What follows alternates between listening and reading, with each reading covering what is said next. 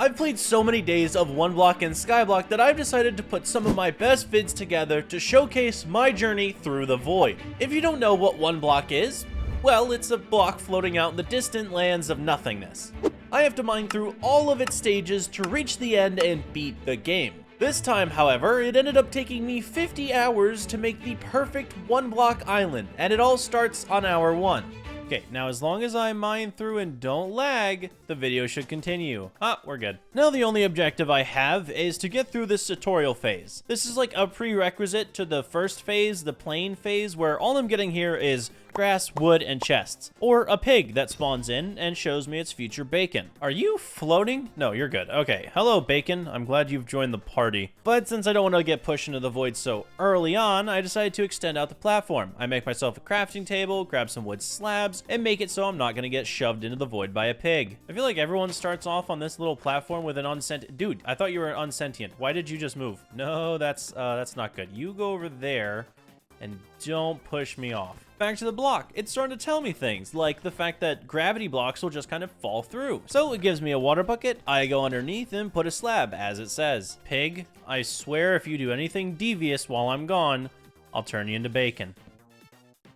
What'd you do? Then I get back to mining, all the way until I hit the benevolent gift, the chest that signifies I'm done with the phase. Inside is probably the best loot you will ever see. That was a joke. It's bad. Upon entering the plains phase, I started getting new blocks like melons, pumpkins, pod soil, birch wood. For some reason, I really don't want it. And the block started spewing out new animals like a cow and a sheep. Things that I'm gonna want later, but really don't want now. I also added in a mod that literally lets me pick up this cow and carry it away from the block. I don't want this thing pushing me off, so yeah, I made a new area for all of the animals to sit, and I'm gonna call this the "If this place lights on fire, I hope it's over there" platform. I'm also not making wooden tools as I mine this block very ferociously. You don't need it for this first phase, I don't think. So as much as possible, I'm not gonna be making the tools as they suck. Until I get stone at least. And as I sat there mining this block, punching it with my fist, waiting to get to the underground phase, it granted me my wish. We hit the benevolent gift, and we're on to phase 2 already. I mean, hour 1, we're 2 out of 10 right now. It's looking good for us. And when that stone popped up, I realized fisting all of phase 1 is my proudest achievement. But since I now need a tool upgrade, I also need a storage upgrade. I built out the island a little more, added down 2 chests, put the crafting table over there, and made the dreaded wooden pick. But it wasn't for long as I made a stone pickaxe soon after. Although the block wouldn't let me get rid of the wooden pickaxe, which was really annoying. Now on to my favorite part of the first hour, the mushroom. This guy is literally infinite food. I treat him like royalty. All of the other animals are basically nothing compared to this guy. He's the only one I actually like. And just as I started thinking the block liked me, it spawned in a zombie. I wasn't exactly ready for him, so I could have probably fallen off my platform. So the next thing I decided to do was build out another platform, making this our 3rd one, but this was for a tree farm and my escape route. In case anything happens while I continue to mine this block over and over, I'm gonna run behind me because it's the biggest area. Then I got rabbits, which is okay, but they did give me a lucky rabbit's foot. Not lucky for them, and I put it in my offhand, hoping that maybe it would give me something good, like a diamond block in phase 2 when I can't mine it. I don't know what I wanted, but I wanted something good. Instead, I just got more rabbits. Dang, this thing really is unlucky for them, because I slaughtered them. I don't need rabbits. I mean, good food, I guess, but I just don't need them. And I got a variety chest, which had awful stuff inside, but when I broke it, it gave me an even more awfuler thing. I know that's not a word, but why is there a creeper here? I did successfully murder the man, but I don't want that thing on my island anymore. It did scare me, actually. I wasn't expecting it. And throughout the night, it was kind of just me mining the block, minding my own business, until I thought about something. Something I added to the game. I added a backpack mod that I had completely forgotten about up until this point. I went over the chest so I could make it for y'all, and the mushroom killed the other mushroom. I mean, he literally murdered his brother. Look at, he's falling in the void. There goes one of my mushroom. This was a huge problem. I realized that all of my other animals had been falling off the island without me noticing. Things were looking grim, especially when a pig showed me how good it is at kermitting. The dude was falling in the void, so what did I do? I jumped in after him. I grabbed a water bucket, jumped in the void, and grabbed the chicken out of midair to save him because I'm running out of animals here. And just when I was thinking I'm gonna build these guys an actual pen, I went inside and threw a chicken egg at a pig. I knocked it off the island, my only pig,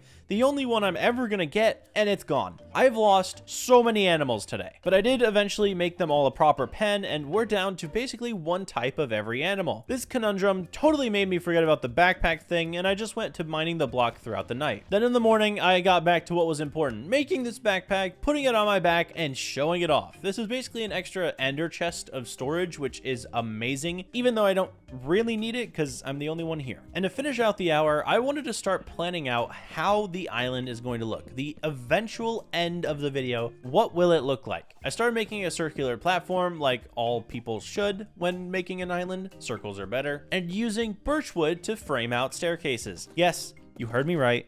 I'm using birch. There's going to be 4 staircases in this circle leading directly down to the one block. All of the rest of the island is going to be completely separate from it so that when blazes spawn in or gas spawn in or a supercharged creeper spawns in, I can run away and just leave the problem immediately. And after placing down our first giant spruce tree to be, hour 1 was basically over and progress was slow. But the island we're standing on now is going to transform into one of the greatest builds I've ever done. The next 2 hours start with the block being in the icy tundra phase. We're now 2 out of 10 complete. I start mining this because the real thing I'm after is bones. The instant I get bones, I can grow the large spruce tree and get to work on really framing out the island. A dog.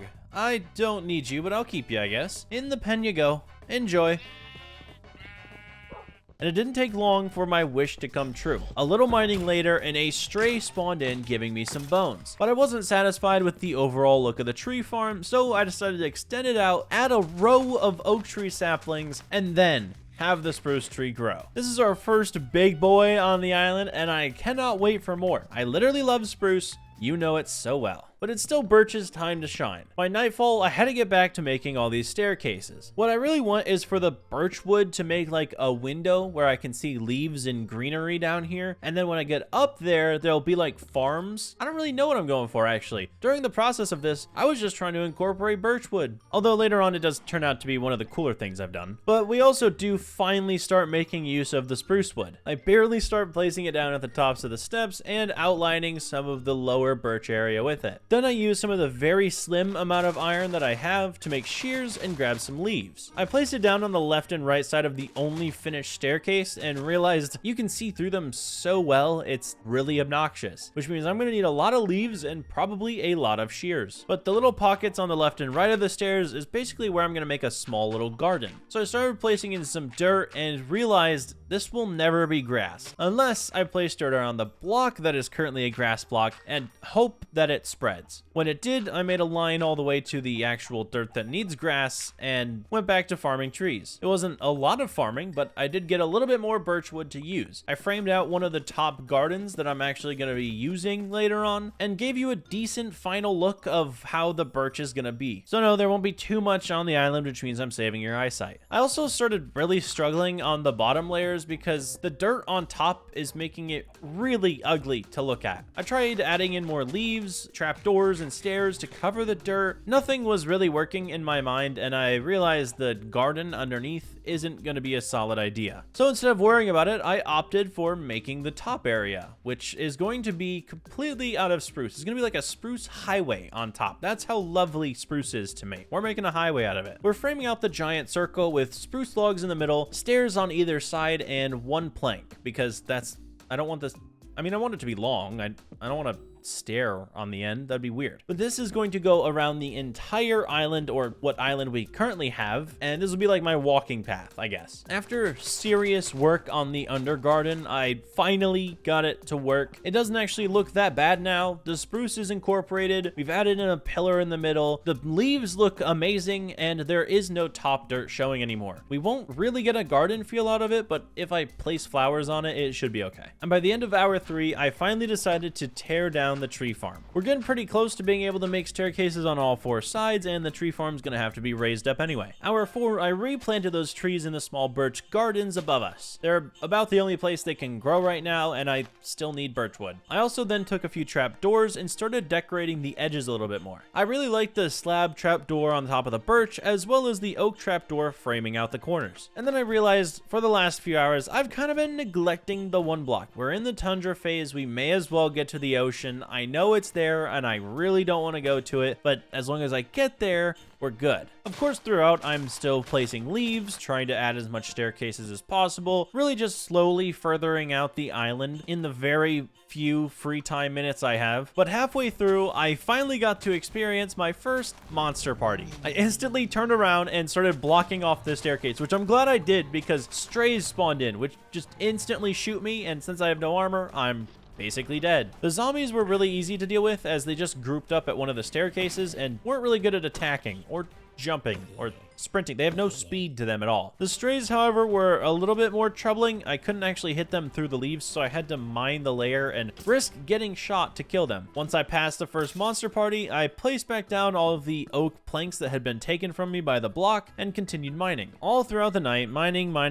That's pretty much all I did until 2 strays decided to spawn and shoot each other, which was really funny to watch. However, they're both really bad at aiming for kissing and continuously missed each other. So the minute that I hit them, they died. And in the middle of the night, I finished the Tundra phase. Phase 3 complete. We are now 3 of 10 done, and I quit. I took my benevolent gift and realized that the next one that spawned in was the ocean. I really don't want to do that right now because there's like guardians and stuff. I would much rather start building my island again. So that's what I did. Extending out some dirt platforms, adding in more leaves to the underbelly, finally getting more birch to extend the other areas that have had 0 love this entire time, and finally returning to our spruce highway, which by the end of this hour finally got a corner installed. We're making waves, people, making waves. Our island is not looking too bad. Our food sources are looking mighty sad, and I can't rhyme, so go to the next hour. I'm so glad I added in the mod that just lets me instantly harvest trees, because otherwise I would really hate gathering birch. I already don't like looking at it, but making the cutting process easier is tolerable. And that allowed me to finally finish off the 4th section. The 4th staircase is finally complete, and now I can finish off our spruce highway. I worked over the void, circling our island with spruce wood so that there's a platform to fall back on. I also finished all of the lower gardens, adding in the leaves that I need, trapdoors, pretty much everything that is decorated down here is now done. The only thing left is to add the gardens on top. I made an infinite water source, started spreading the water around. I don't really have a bunch of stuff to plant down, but whatever things I had, I did. Melons, pumpkins, wheat, that's pretty much the best that I have at this point, but I'm still gonna use the mushrooms too. Then it was time to finally tackle the block again. Okay, this is still the ocean phase, and I am very scared because the minute a guardian spawns, I have to fight it. But thankfully, the first spawn that startled me was just turtles. I shoved them under some dirt and got back to mining. We also got our first diamond during this phase, and we watched a squid suffocate. I'm not too happy about this one because I had water in my inventory. I was just not saving it. And throughout the entire process of mining this block, I am terrified that a guardian or an elder guardian is gonna spawn, either taking away my ability to mine or just one-shotting me. Until a trident drown spawned. That's even scarier. Oh yeah, see, this is exactly why I made the shield. I forgot these even spawned. Dude, the helmet is so cool. Can I have it? No. Okay. And after the squid incident, I decided that any fish that spawns in, I'm gonna try and save. My first attempt at trying to save a salmon and put him somewhere, I ended up putting him in a wall and he suffocated to death. That's kind of my bad, but I'll eat him later. However, in the redemption arc, I was able to save a tropical fish. I kept him as a pet, and hopefully someday I make some sort of zoo for the guy. And after long-awaited dread, a guardian spawned in, so I let the dogs that I had loose to attack him as I ran away like a coward. Back at the block, I kept mining it until I found a pufferfish, but I did keep this one alive. I put it somewhere completely different though, because I don't want to walk over to this water and be like, oh hey, here's the fish, and get poisoned. I continued saving a few fish while mining up the block, really hoping that nothing bad was going to happen to me, until an elder guardian spawned in. I snuck back and kind of just watched him in F5. I can't really do anything to this guy. I was trying to find the right time to punch him off, and I did end up getting mining fatigue, which really sucked. But I activated the dogs and jumped in to fight him. Eventually, after a long enough time, I did get a few hits in, and the guardian died. The dogs also survived, but were on very low health, which wasn't good because when continuing to mine the block, I got a monster party. This is the second one, and another elder guardian spawned, and then multiple trident drowned guards. Like, this is the worst monster party ever. I was getting hit left, right, right and center. I mean, Yuji Itadori was left, right, good nighting me at this point. I slowly took out the guards one by one and then killed the Elder Guardian too. But both dogs died in the fight. Like, literally, the only things I had other than cows, the cool ones I had dogs. They died. Even after sustaining a ton of damage from the monster party, we got back to work. I mined the rest of the block and finally got to the benevolent gift of the ocean phase, which gave me a trident. It's kind of cool. It's like a diamond sword, but not diamond at all. Or cool, and since I don't have any enchants on it, it's basically useless. The next phase we got is the jungle dungeon phase, and before I take on the jungle, we're gonna need to extend our island. So at the end of hour 6, I begin working on our first bridge. I don't get very far with it though. I kind of just add spruce slabs in a bridge pattern, and that was it. Looks good, yeah? Hour 7, improvement. Time to expand upon this bridge. While trying to come up with an idea for it, I realized I can craft a bunch of new items in the mods that I added. Oh wait, whoa, what the heck?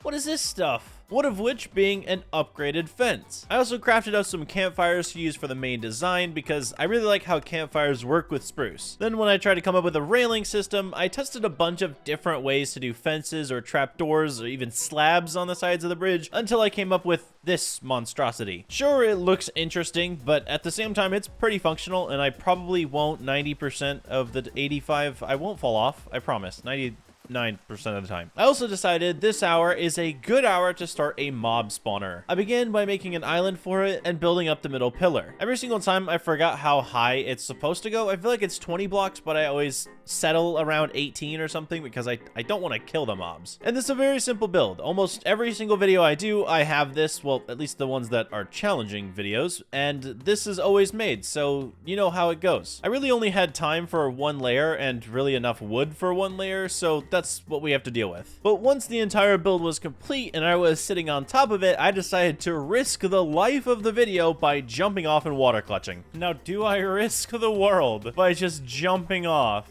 Whatever.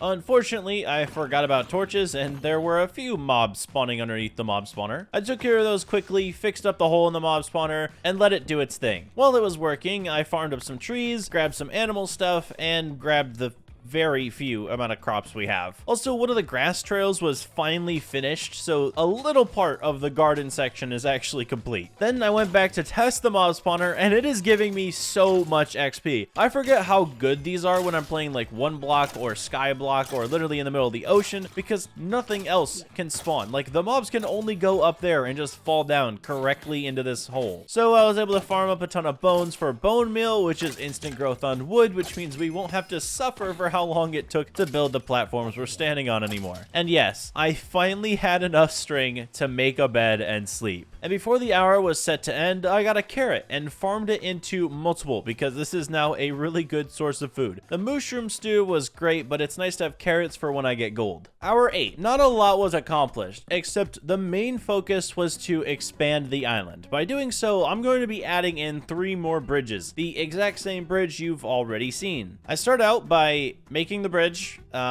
It looks the same. It's the exact same as the other one you already saw, and I put it here. And then I take down the tree farm and I put the other one right there. It's the same farm, or it's the same bridge. I mean, I can't really say anything else about it. It looks like it did before. But to make the third bridge, I actually have to move the animals and the previous tree farm over. So I find a new spot for all the animals, carry them over, and accidentally glitch a chicken through a staircase and watch him fall into the void. No! Chicken! No! No, I lost the chicken. I'm really good at keeping my animals. I mean, really good about it because I've lost them all. Then a wandering trader spawned in with his llamas and he didn't have anything good. So I killed him and the llamas. I'm not even shying away from it this time. Then I removed all the slabs from the previous platform and made another bridge. Like I said, I was making 3. Again, it's the exact same as the other one, so it's probably still good. Then at the end of the hour, I made a gigantic platform at the end of one of the bridges because we're going to be adding our giant spruce tree farm here. It's just a giant square. It's not actually going to look like this. I swear I will get rid of this at some point, but in the meantime, we're going to be farming a heck ton of spruce here. Hours 9 through 10. It's been a minute since I've been mining the one block, and that's kind of the whole point of the video. I mean, we are 1700 blocks in, but that's not enough. We're on the jungle dungeon phase, and we haven't even attempted to start this thing. So I began the process of mining it all. The first thing that decided to spawn was Vexes. Those aren't fun, so I killed them, and then Ocelots spawned, which is kind of a lot better. They're like non-domesticated cats. Wait, is domesticated the right word for that? Because I actually don't know. I think domesticated means like actual cats, and ocelots are like wild cats, so I think non-domesticated works there, but someone should tell me below in the comments because I might be an idiot. Then a parrot also spawned on the island while mining the block. It was okay. I mean, some of the mobs are all right. I was mining the block getting like cobble, mossy cobble, some ores, which did include diamonds at some point, jungle wood, which no one really cares about, and then the greatest thing happened. A panda spawned. A panda! Wait, can I carry a panda?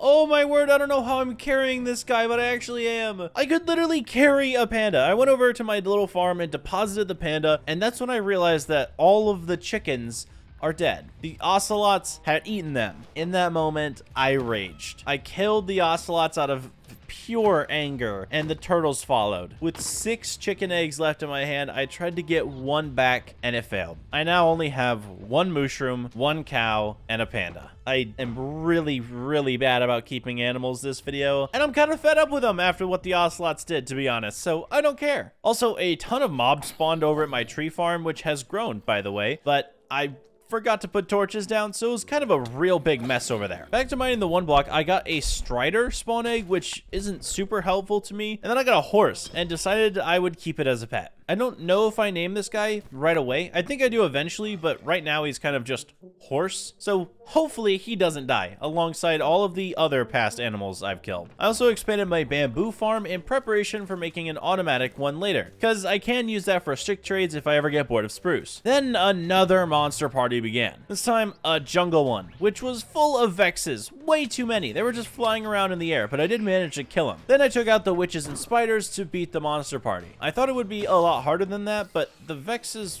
weren't too difficult. They weren't exactly attacking me, but I won't complain. However, a witch did poison me, which meant I couldn't even sleep. Like, I was constantly getting ticked with damage. It's really annoying when you try and lay in a bed, it just won't let you. And after all of that time, I was super close to finishing the jungle phase, and my benevolent gift showed up. I got a single diamond, more bamboo, cocoa beans, and a jungle seed. All of these items are extremely useful. Totally not just the diamond. The next phase we start is the red desert, which is exactly the phase I need, because I remember in my past videos, this is the phase where I start to get villagers. So I mine it desperately waiting to get these guys. We're going through red sand, we're getting lapis, clay, red sandstone. I also get a llama, which is kind of cool, so I'm gonna keep him. I grabbed the wandering trader's leash from his llamas that I totally killed earlier and put it on this one. It fits him a lot better too. Then I got my first emeralds, I got a cactus and started a mini cactus farm, and then finally my first villager spawned in. My boy Quentin is here and ready to become a Fletcher. As long as this guy doesn't walk off the map, we should be good to go. I went back to chopping down a bunch of trees and making all of those into sticks and trading them with Quentin. You already know this man is going to be the quintessential start of all profits throughout the video. And after one round, Quentin started overcharging me, bro. It is me and you on this island, and you're instantly gonna start hiking up your prices. No one else is coming here to buy, okay? I am your only client. You better put that thing back down to 32 before I throw you off the island. So to wait him out on his terrible supply and demand deal, I decided to make him a little house. I broke a bit of the tree farm down and made a fenced in area for him, so now he's safe. I also got another wandering trader, and he was lovely. To the grave. And while continuing to mine this block, the British kept spawning without like weapons, so it was really easy. It was like Civil War all over again. Our record against y'all is crazy. I kept mining the one block to get another villager, but instead a monster party spawned. However, this time I wasn't afraid and rushed in to take out all the guards at once. I killed all the illagers first, and then the armored zombies, and defeated the party. I still think the ocean one has been the most terrifying one to date. And shortly after, our second villager,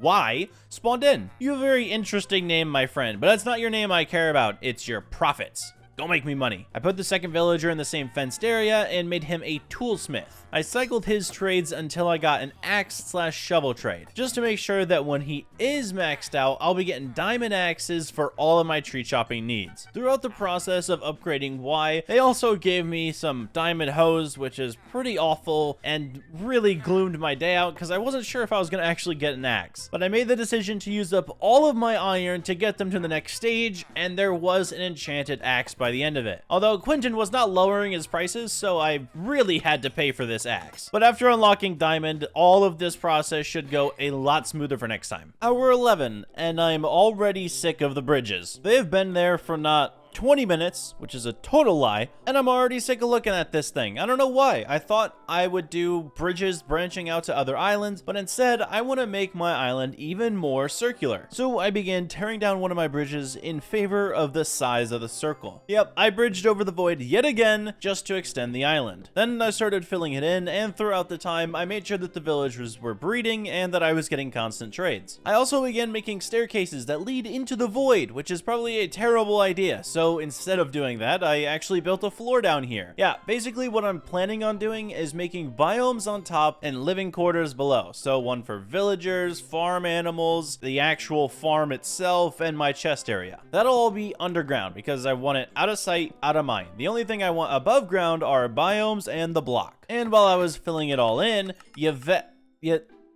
Y had a Silk Touch Efficiency 2 pickaxe trade. And then later in the day, they also were with child. I don't know which one's the father or the mother, or if it's even theirs, but we have a child. But this first section that I'm working on is going to be the villager trading hall. I still am yet to mine the OneBlock. I don't want to move too far ahead because trading is the way to go. So I start turning the basement into where I'm going to store the villagers. I grab some extra spruce and chop down a bunch of oak leaves for the design on the inside. I make a wall completely out of leaves, basically where the villagers are going to sleep, and then I start working on the outer rim wall by putting oak leaves, cobblestone, and mossy cobble to make a semi-okay gradient. Eventually, I'll put little stalls where all the villagers can go and be in prison, but for now I'm just making it so I don't fall off. Then began the tedious process of bringing the villagers over. Thankfully it was nighttime and I was able to move the beds. I also got to use the really cool like new oak fence that I added with mods, and it looks so sick down here. I mean, spruce would have looked cool too, but it's way too dark for this area. And since we're focused on villager breeding here, I went back to the old XP farm to try and grind some spiders. I was able to make a couple more beds, but I began suspecting that the mob farm was actually clogging up with spiders, so I went to the top and started shooting them, but I don't really know how to solve the issue. I eventually try and fix it, but I don't think it ever works. And when I get back down to go check on the villagers, an iron golem pops up right in front of me. Like, this dude just spawned right here. Gave me a total jump scare, but then I realized the only reason he's here is because there's a zombie in the basement eating all my villagers. Honestly, not even cool. I don't get how they're spawning down here. You see all this light?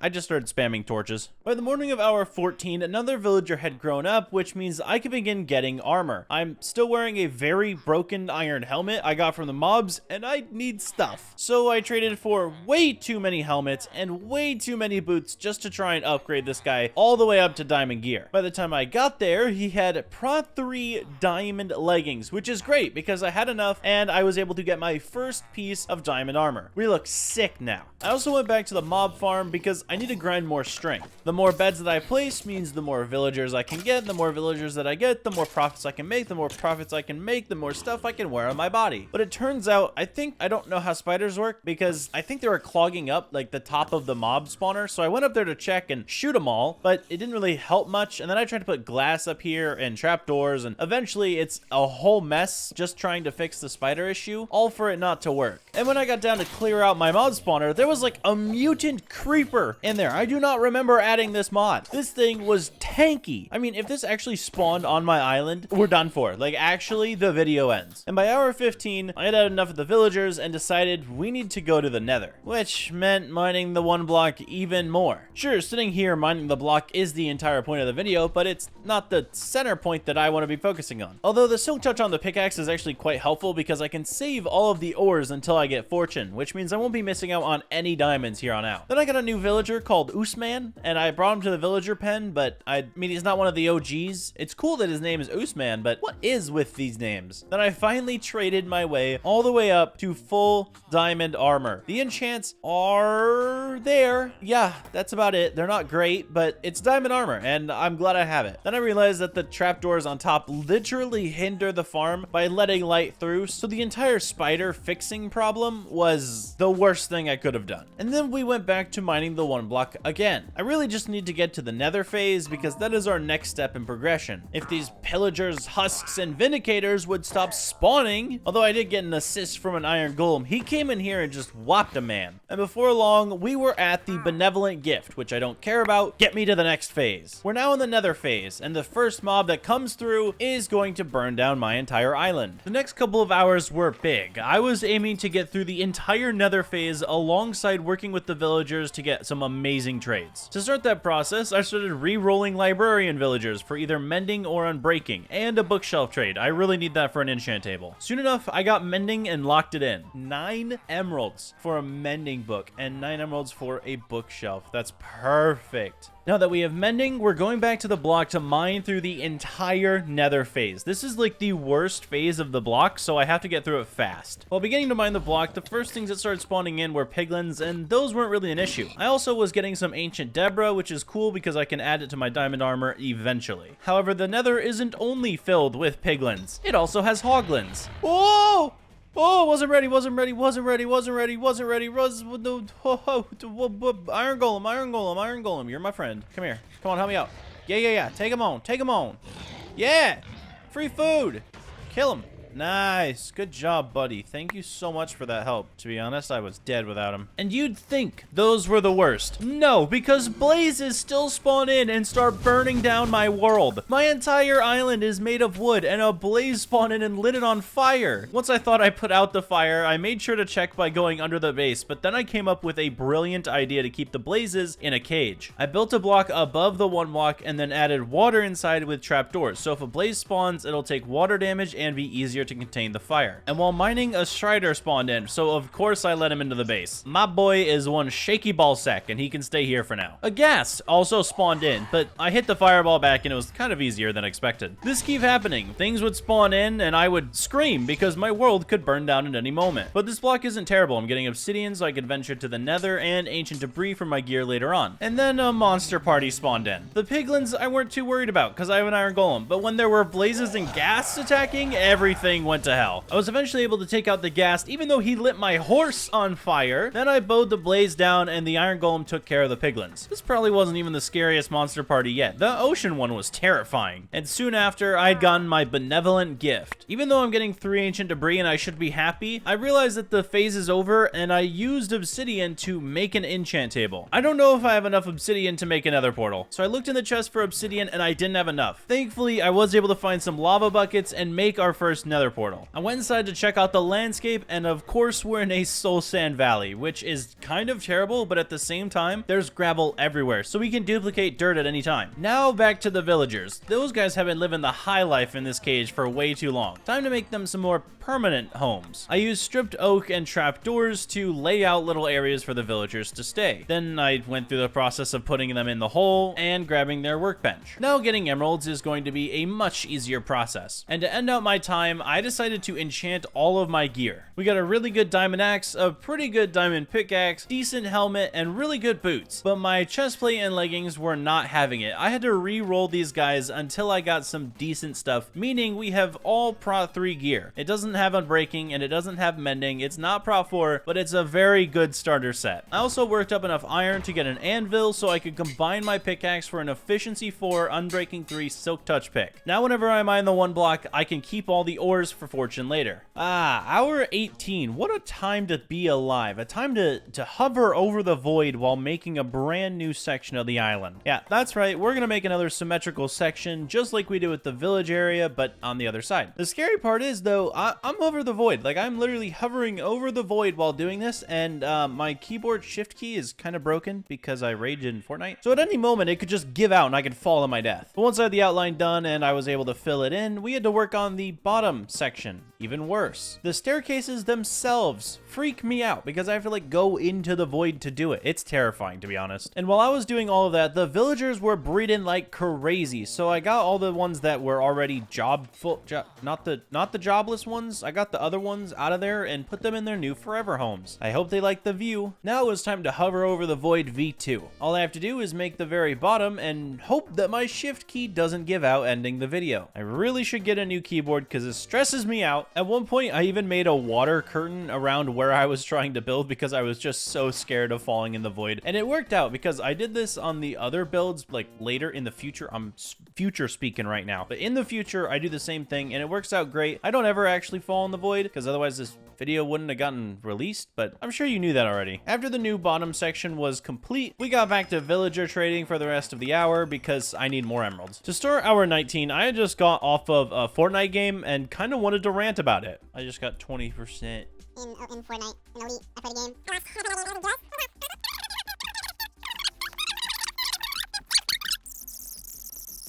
No, I didn't enjoy your TED Talk. That's why I just sped through it. All right, this is Minecraft, not Fortnite. Let's get to the video. So for the next section of the base, we got to come up with a different design. The other one is kind of like spruce stone theme. So for this one, I'm thinking birch wood. I know, how awful. But we had a little bit of diorite and I thought that would pair pretty well with the birch. So I farmed some of the birch trees and leaves and just got to work. The pattern was basically birch, stripped birch, diorite, and leaves. I'm trying to make these like their own little biome underneath the island, which kind of works out well, but when I decorate it, it looks even better. And the area that we're currently making is going to be our farmland from now on. But I do not have a lot of dirt, so we had to duplicate it with the gravel coarse dirt method. And we all know how exciting that is. After going to the nether, getting a ton of gravel, turning it into coarse dirt, and getting it back into regular dirt, we can finally start on the farm. I laid out where I thought all the dirt should go because I still want a spruce path in between. Then when it was all done, I went through and put all the water where it needs to go because obviously the crops need hydration, and that was really all I could get done in that time. You have no idea how long that coarse dirt stuff took. To start the next hour, we had to finish up the farm. I took the big area of dirt and hoed it into a diagonal pattern so I could eventually plant melons and pumpkins here, alongside the other dirt patch to just be carrots and wheat. Once I had all the seeds placed in, we'll let it grow and leave it because honestly, I don't like how this place turned out. It could have been way better. I don't know why I did this. Next, we were back trading with the villagers, specifically putting down lecterns to get new trades, but I didn't like the process of being inside of their breeder to do this, so I put all of them into their new forever homes. There were a lot of lectern villagers, and I decided to start re-rolling all of them for brand new trades. This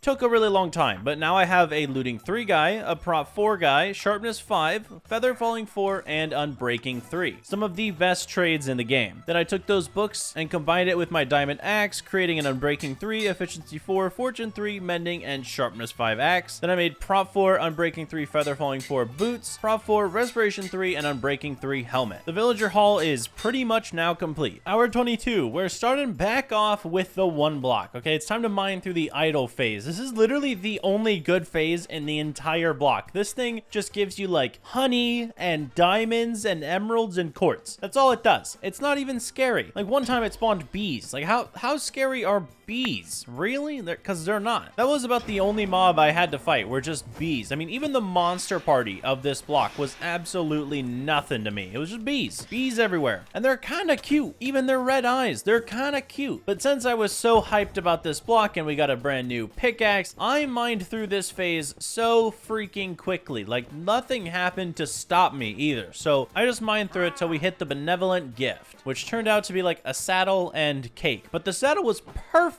because there was a skeleton horse on my island. So I went over to him, put the saddle on, and now we have a horse. It'd be really cool if I could like ride this horse through the nether or something. Maybe this horse should be resistant to lava. Wouldn't that be cool if like this horse could walk on lava? That would make them useful. But instead, he's just gonna sit with all the other animals. And our next phase of the block is desolate land. I have no idea what that is, but I don't want it. So I stopped mining for a little bit and think I need to start focusing on the organization of my island. But when talking about doing the organization, I walk past a block that shouldn't be there. That's not supposed to be there. How long has that been there? No, actually, you know what? Find out how long that's been there. Editor, I want to know when that got placed. I'll give you 100 extra bucks if you go back in the footage and tell me how long this block has been placed right here, okay? That's your job. And while my editor does or doesn't do that, I really don't know, it's all up to him. We're gonna get back to work with the villagers by trading in more stuff for emeralds, getting back to the tree farm and cutting it down with our nice and new axe that just smears through trees like butter. And we use all those profits to get as many emeralds as possible and then realize that in our backpack, we still have ores, so we need to go for fortune. We don't have a fortune pickaxe yet, and the best way to do that would be to enchant, but after getting 2 terrible enchants in a row, I figure why not just re-roll the villagers? It should be easy. Every single time I want like protection or sharpness, they just give me fortune. However, it wasn't so easy. It took a really long time to get fortune, and I had 2 villagers trying to get it at the same time. But eventually we had our fortune 3 pickaxe and I was able to mine all the ores. I got a bunch of lapis, a decent amount of redstone, obviously some good emeralds to keep, and 10 more diamonds to add to our collection. Nothing too special to talk about, and we were back to farming the villagers. Hour 24, we are back in action making this Oreo shaped base. I still have half the island to go, so I decided to knock out the basics in the next hour. I went through and did the symmetry on the top for both sides, as well as got rid of the middle bridge because we don't need it anymore. Did the risky staircases on both sides, added our lovely water layer so I don't fall because my shift key is broken.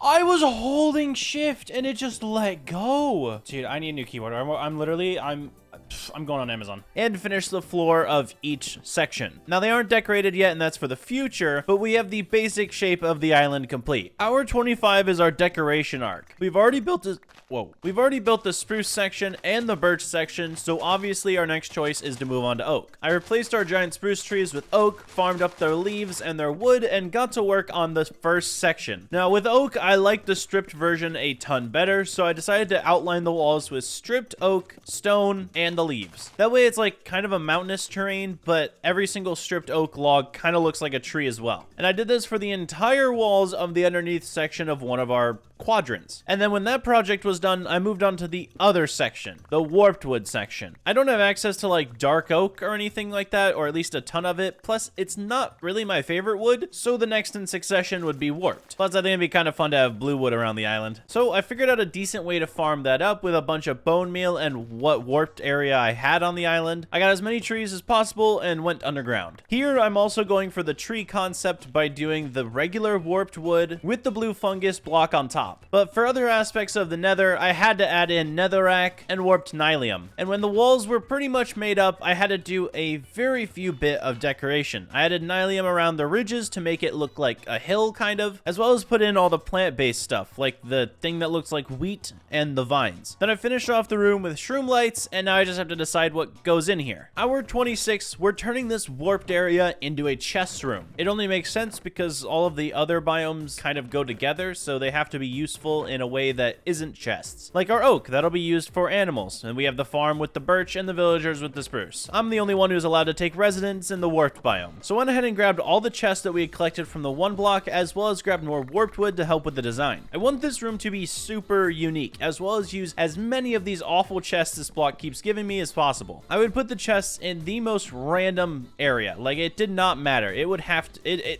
it was in the weirdest spots ever, trust me. I just did not want to have a normal chest room. And I think after it was done, it definitely doesn't look normal. I mean, I have to really figure out how to get around this room. Could you imagine having to sort all of the stuff into these chests? I mean, it would just be ridiculous if I went and did that right now. Yeah, my entire chest monster needs help, and it's my time to do it. Yay. It was easy at the start. I just grabbed like all the farm stuff, picked what chest I wanted to be farm stuff, and organized the chest. And then I realized I had to do that for every single item I've gotten so far. I had to have nether chest, spare tools chest, a farming chest like I said, which was a good one, wood chest, dirt chest, like literally so many things. After putting everything where it was supposed to be, we had finally gotten rid of the chest monster, and this little section in the middle can be completed. I went and bought some cakes from a villager and made sure that every little alcove in this build was now matching. I think this place highlights the OneBlock really, really well. The next couple of hours were spent on the block, except first I had to move the animals into their new area. Although I haven't decorated the oak forest yet, but they're still gonna go down there. When getting rid of their fence, I kind of tampered with the mobs a little bit and ended up creating a stack of that. Not sure how I did it, but okay. I just led it over to the area that it was supposed to be in, and it's gonna happen, I guess. Now that the animals are in, it's back to mining the one block. As said before, we're in the desolate land phase, which is full of annoying mobs, like an entire horde of silverfish spawning in. Or creepers, which I'm still not exactly ready for. My heart pounds every time I see them. Maybe while mining, you're more interested in seeing an entire heap of armored skeletons after you. But since we already have our own skeletal horse, I just took these guys down and kept mining. Until a supercharged creeper came in. Doesn't matter what armor you have on. If that thing actually blew up on me, I was dead. World over. GG. But I grabbed out my bow and was able to handle the guy no problem. Even easier than a supercharged creeper though, 2 evokers spawned in, giving me my first 2 totems. Now things here on out are going to be a lot easier because I basically cannot die. So the monster party that spawned a bunch of things in wasn't even an issue, especially since we have a lot more golems working on the island. But we weren't getting anything too precious from the block at this point. We've kind of already gone through all the basics. So when we hit our benevolent gift, we instantly got rid of it and waited for our next stage, the end. After mining 5,000 plus blocks, we have finally gotten to the end phase. All I have to do is mine this and we're at the dragon. But first I wanted to spend the rest of my hour maxing out my gear. All of my stuff is pretty good, but I went through and made sure it all had unbreaking, mending, prop 4, and all of my tools that needed sharpness had it. Now, hour 29 isn't anything too special, except for the fact that when I start the hour, I go off on a rant about how weird Minecraft looks these days. Take it, I had just got back from watching a popular MMOs video that was 8 years old. For reference, this is what his game looked like 8 years ago. And then I looked at my screen, with shaders on inside the warped forest room. Look at the difference. I mean, it's utterly insane. So I really think the rant was warranted. Also, go watch old popular MMOs videos. His stuff is amazing from back in the day. True classics. Now back to the video. In this video, we're focusing on an upcoming build. We're gonna make the spruce biome on top of our current spruce biome, basically above the villagers. To do that, I need a lot of dirt. And to get that, I need to go to the nether and farm gravel. But to do that, I need a shovel. So I farmed up a ton of sticks from the spruce area, whacked the mob farm for a little bit, traded with the villagers, and got enough XP to enchant an OP shovel. And once I had it, I went to the nether to find patches of gravel. This thing mined super fast, so I was able to collect a ton in a decent amount of time. And when I was back to the island, all we did was turn our current dirt into more dirt so I could have dirt. If you find that explanation kind of boring, you'd be right, because it's not fun doing this. All I'm placing is coarse dirt, and then I'm hoeing it, and then I'm shoveling it because now I have other dirt. It's whatever. The next hour, I really wanted to get this spruce biome started, so I outlined the next area I was going to in dirt. But after filling in our outline, I got to realize I need stone, like a lot of stone, because otherwise it's not going to look like a spruce biome, which means I had to make a cobblestone generator. So I went to the nether for a lava bucket, got back, and got to work. I mean, mining work. All I did was sit here and mine cobblestone so that I could turn it into stone later. No, yeah, I mean the entire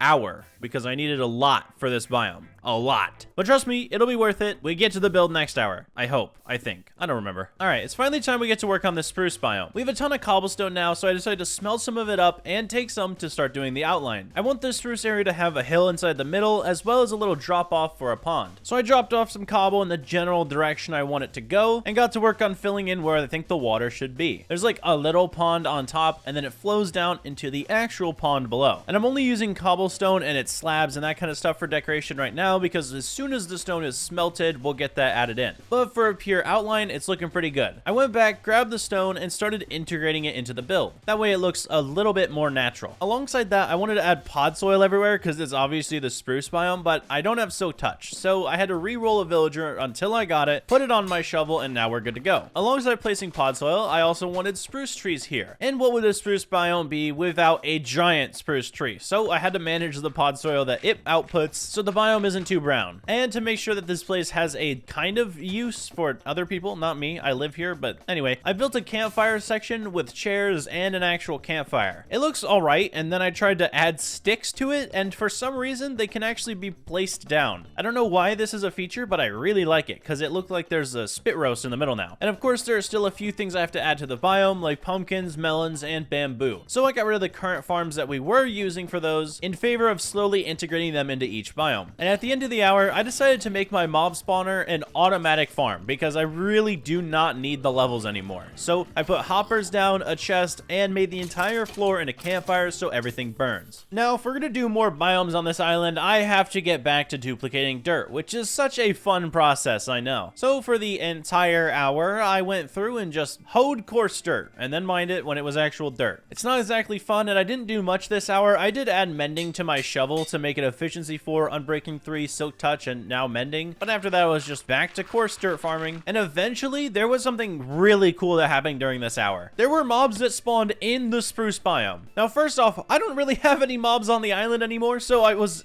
shocked to just see some mobs sitting over there. Like, we got a cow, a chicken, and a pig, things I just don't have anymore because I watched them walk off the island in the first hour of the video. But for some reason, I guess this world isn't fully a void world, and I built grass in the exact spot that animals can be in. We're actually recouping the So now I think I'm gonna have to eventually make real animal pens for every animal we have because we've got more. With all the dirt we had just collected, it's time to work on the oak biome. I started by outlining it how it should be with all of the dirt. This isn't gonna be a hill biome, so I don't really need the stone we collected. Instead, I'm mainly focusing on if this were a normal world, what would this little base look like? Once all the dirt was placed in, I added grass blocks to eventually spread around the place, as well as got to work on a log cabin. It was almost purely made out of oak and stripped oak because, well, it's the oak biome, so I mean, it makes sense. And it was really small. Like, I'm not gonna do anything in this cabin, but it's just for show. Then for the roof, I used a little bit of spruce planks to make it look a little bit better. And to decorate the cabin, I added some windows, put some lanterns around so I can actually see it at night, and added oak leaves for a pop of color. And when it comes to decorating the entire biome, I went around and put down oak saplings, but I specifically grew them with bone meal because I wanted to see what they looked like. I wasn't gonna have any random trees grow. And once we had all of that settled, I put a little carrot farm outside of the wood cabin with pumpkins and melons around it to make it seem like it's not all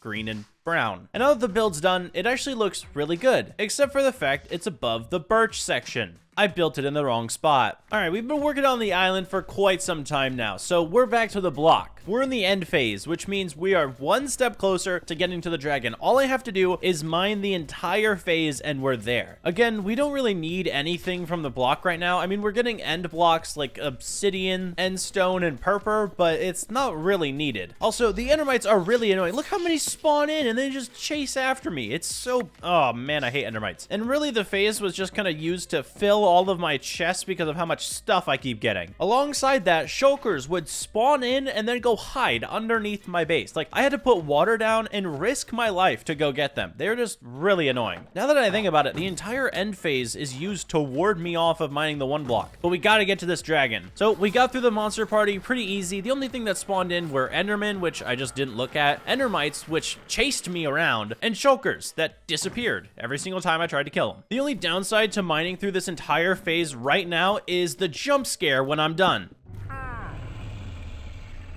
That's right, we're done. We're in the end game now. The only thing between us and the dragon is the fact that it spawned underneath the one block. Why does it always spawn under here? Like, this is really inconvenient for me. For now, I just blocked it off, and I'll come up with a way to get down there later. Hours 36 through 37, we're going to the end. But to prepare for that, I had to make a little area for this end portal. I know I didn't really want to do it right now, but I figured it's best that we go and beat the dragon right away. That way I can get an elytra and fly around the island and not have to worry about falling off anymore. So to build a little base underneath, I grabbed birch wood, which I know I should never use, but I did for some odd reason. Extended every single side all the way down with ladders so I could get down here from basically anywhere on the island. Upgraded it with the birch log fences we discovered. Added lanterns because I don't want to come down here and a creeper's just sitting there waiting for me. And now all I have to do to get to the end is prepare every single thing in my inventory for the fight. First things first, I need a sword. I haven't had a sword the entire time because I don't really like them, but for the dragon fight, it's definitely useful. So I bought all the books that I might need, enchanted some different swords, and combined everything I needed into a fire aspect 2, knockback 2, sharp 5, mending, unbreaking 3, and looting 3 sword, which is kind of a crazy item, I won't lie. Then I grabbed my first netherite ingot, the only ingot we're able to make from mining the one block. And I was contemplating, do I use it on my chest plate? Do I use it on my sword? Do I use it on my axe? And then I forgot something. The backpack I've been using the entire video is only level 1. So I upgraded it to iron, gold, and diamond diamond, and this thing is massive. Look at how much inventory space I was wasting the entire video. But then I had another crazy idea. I bet you it can be netherite. So I could either have a netherite sword that does 11 attack damage, or a netherite axe that does 13 attack damage, or I can hit people with a backpack. I'm doing that. Oh yeah, we're definitely using the backpack. You know how many end cities I can loot with this amount of space? It's crazy. I could probably put shulker boxes in this too. I basically have infinite amount of space now. And after double checking I had everything I need, I had forgotten fireworks, so I went through, crafted a bunch of those, and it was time to get to the end portal. At this point, I don't need anything else, so I jumped in. Now we all know how the dragon fight goes. First off, I gotta break some crystals, which really aren't too difficult, except for the ones inside cages. For some reason, I keep missing those, but the other ones aren't too bad. I'm kind of decent with a bow. And on the dragon's first perch, I went to hit it and it wasn't letting me hit the dragon for some reason. The hitbox of the dragon was like very glitched. I honestly do not know why, but I can't hit it with my sword. I can't hit it with my axe. I'm jumping through. I'm testing every part of the dragon. It's just not working, which means I have to kill it with the bow, and I have a very limited amount of arrows. So instead of wasting arrows on shots I can't hit, the only shots I chose to take were ones I know I could hit the dragon. I mean, I was going bar for bar with Legolas with this aim, okay? It was crazy. And sometime later, when the dragon perched, it actually started hitting me, but taking damage, which is when I realized that the only way to kill it is with my thorns and a bow. This was probably the worst dragon fight I had ever gone through, but eventually I hit it with the last shot and it was gone. Thank goodness. I do not like this thing. I got 63 levels from all the XP and collected the dragon egg. Now we're off looking for end cities, which will always take forever. Thankfully, in hour 38, it didn't take us long to find our first end city, and it had a ship too, alongside a second end city right behind it. So we're back in action. I grabbed some end stones so I could block all the way up and began breaking in. I did kill some shulkers, but I don't really need them with this backpack that I have, but I guess they're kind of useful. And then I just went floor by floor looting all the chests I could find. The only thing that I'm looking for is ores and like prop 4 armor. Otherwise, I'm not grabbing it. It's just not worth it for me. I already have really good stuff. Plus, the prize of this place was the elytra. So I made my way over the ship, killed the shulker box that was guarding it, and got my first elytra. Immediately, I grabbed the anvil on my backpack and used the Unbreaking 3 mending book I had pre-created for this bad boy. Now, in tandem with the fireworks, we can just fly around the end without worrying about the elytra breaking. The second end city I went to, right next to us, had a gold backpack as loot, which is pretty funny considering I just remembered I can upgrade my backpack as well. And then I just looted the rest of the end city and even more. It was super easy to hunt them down with my elytra, so I just grabbed as many as I possibly could, and honestly, it's not really fun watching. Instead though, when it was time to leave, I had gathered an entire backpack full of like 3 stacks of gold, 3 stacks of iron, a stack of diamonds, and multiple extra pieces of prop 4 Unbreaking 3 armor. Oh yeah, and like 5 more elytras that I just really don't need. But we head out of there and get back home. It was time to upgrade the island once more by building more biomes. To do that, I broke the tree farm and got rid of the platform it was on. We really do not need this here anymore, and I just don't want to see it. And at the end of the hour, I made a backup elytra just in case somehow I'm falling into the void and my elytra's gone. However, before I bore myself with building, I wanted to spend the next couple hours gathering netherite. We just got the backpack and now I'm kind of really wanting the gear and tools before we get to work on finishing the island. So I went to the nether and used my elytra to look for a plot of land that wasn't surrounded by a lava lake. That way I have a ton of area to mine for ancient debris. I dug down to Y15 and got to work. All I'm looking for is enough to upgrade all of my tools and armor, so I don't need that much. I mean, it's probably more than I should be looking for, but the fact that it takes me 2 hours is quite a bit of time. So I guess I do need a lot. After collecting 34 ancient debra, it was time to get out of the nether. Back at base, I chucked all that we had into a furnace and completely forgot about it. Yeah, the rest of the hour, I kind of just level up a cleric villager for XP bottles and totally forgot about the fact that I just went netherite mining for some reason. Thankfully, the next hour, I did remember and got back to making our netherite armor. I grabbed the scraps from the furnace, combined it with some gold, and now we have our netherite ingots. So I went to upgrade my gear. We got the axe, the pickaxe, the shovel, the sword, the forgotten about pickaxe, our chestplate, helmet, pants, and boots, baby. We look ancient because we're covered in debris. I also decided to dye my backpack black to see if that would match the netherite feel, and it didn't really change much about it, but I guess it's cool. Then we put on the elytra and went to check out the island, and this is actually the first time I noticed that the oak biome was on top of the birch. Yeah, it took me till I got an elytra to realize that in-game. But since we do have an elytra, we're gonna need a lot of fireworks, so it's time to upgrade our sugarcane production by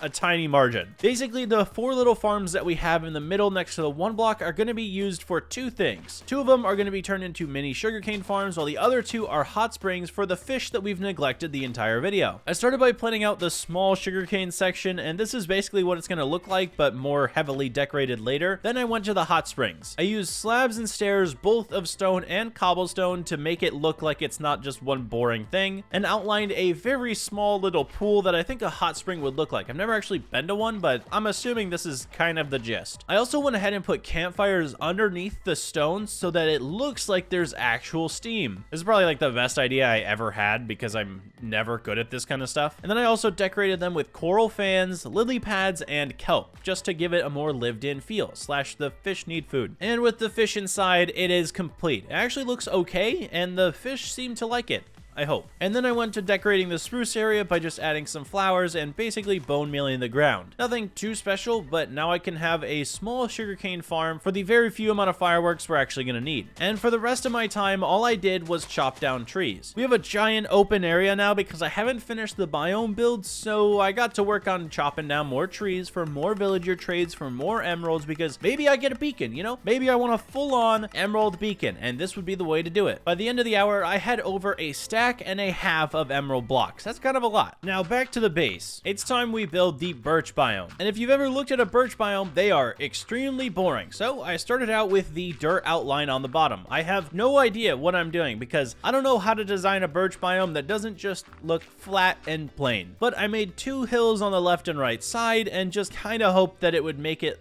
less flat. Alongside that, I decided to snake a river through the dirt. I mean, it's not really a river, it's more like a creek. It's like a small little thing you can splash your feet in that you find in your backyard if you kind of live near woods, I guess. I don't know. That's all I was going for, was just a small creek to go through. I also decorated the river and its banks with stone and stone slabs to make it look more like it's not just rainwater. Then after that, I planted down a few birch trees. Not that I really care what these look like, because I already know this biome's not going to turn out great. And now on to heavy decoration, because we need this build to match up to the other 2 amazing biomes we already have. So I built another campfire area, added bushes everywhere out of birch leaves, used bone meal to grow some plants, and put down some pink flowers. But we're not quite done yet. I added some lanterns around so I could see it at night, and put in some fishing barrels in case you somehow find fish in this river. At the end of the day, it's not our best, but it's definitely a really good biome, and I think it does stack up with the other 2. And for the last biome, we're gonna need a lot more warp stuff, so we're going back into the nether. When I got through the portal, there was literally a white horse waiting for me. I do not know why. So I decided to tame him, put a saddle and diamond horse armor on him, and bring him back to the overworld where he belongs. I also chained him up in the oak biome, which is above the birch biome for some reason, just so that we added a little bit of blue to the much needed green in this area. After that, it was actually back to the nether because we are looking for a warped biome. When I found it, all I did was really just cut down all of the nylium on the floor because we can use bone meal to actually grow the trees. Now that I think about it, the warped biome is probably going to be the easiest one to build. But after getting everything that we needed so quickly, I say, why not let's stay in the nether, hunt down some bastions, you know, maybe get some netherite, and then go for the wither. So while flying through hell, trying to look for another fortress, I would stop at bastion after bastion trying to get some ancient Deborah. Again, I don't really need it, so I kind of just popped in, looted their chests, and left, but I did get a few different pieces at some places. It wasn't great, but it's still better than going down and mining for it when you don't need it. And then I came across a fortress. It was actually a pretty good one, too. It's kind of in the area that we need, and it's really open as well, so hopefully a lot of skeletons will spawn. But now here comes the fun part of waiting until we get the skulls. However, I was not getting them very quickly. Upon getting our first skull, I kept grinding at this place for the rest of the hour, and it was not looking good. I was just not getting wither skeleton skulls, no matter how many of these guys I was killing. Plus, I was not getting a lot of spawns either, so it wasn't very good for me in here. I don't know why I'm going for this. And we're still going for it on hour 47. Like, I'm just not grinding them very well, I guess. Maybe I don't have looting on this sword. Maybe I'm hallucinating it, but it took a long time to get a second head. It has been a while, but we continue flying around the fortress and hopefully getting a skull. Eventually, after leaving an began coming back, we got the wither skeleton that we needed. He dropped a skull, and then another guy dropped a 4th skull. 2 in a row. Could we really not have gotten that a little sooner? That would have been great, guys. Then we returned back to our island and began outlining the blue nether forest biome by filling it in with warped nylium. Again, we still need the terrain to look different, so it's not just flat, and I raised a couple areas up, but it's still not amazing. Then I placed down the warp trees where I want them to grow, bone meal them, and hope for the best, because I really don't want giant trees going into one another.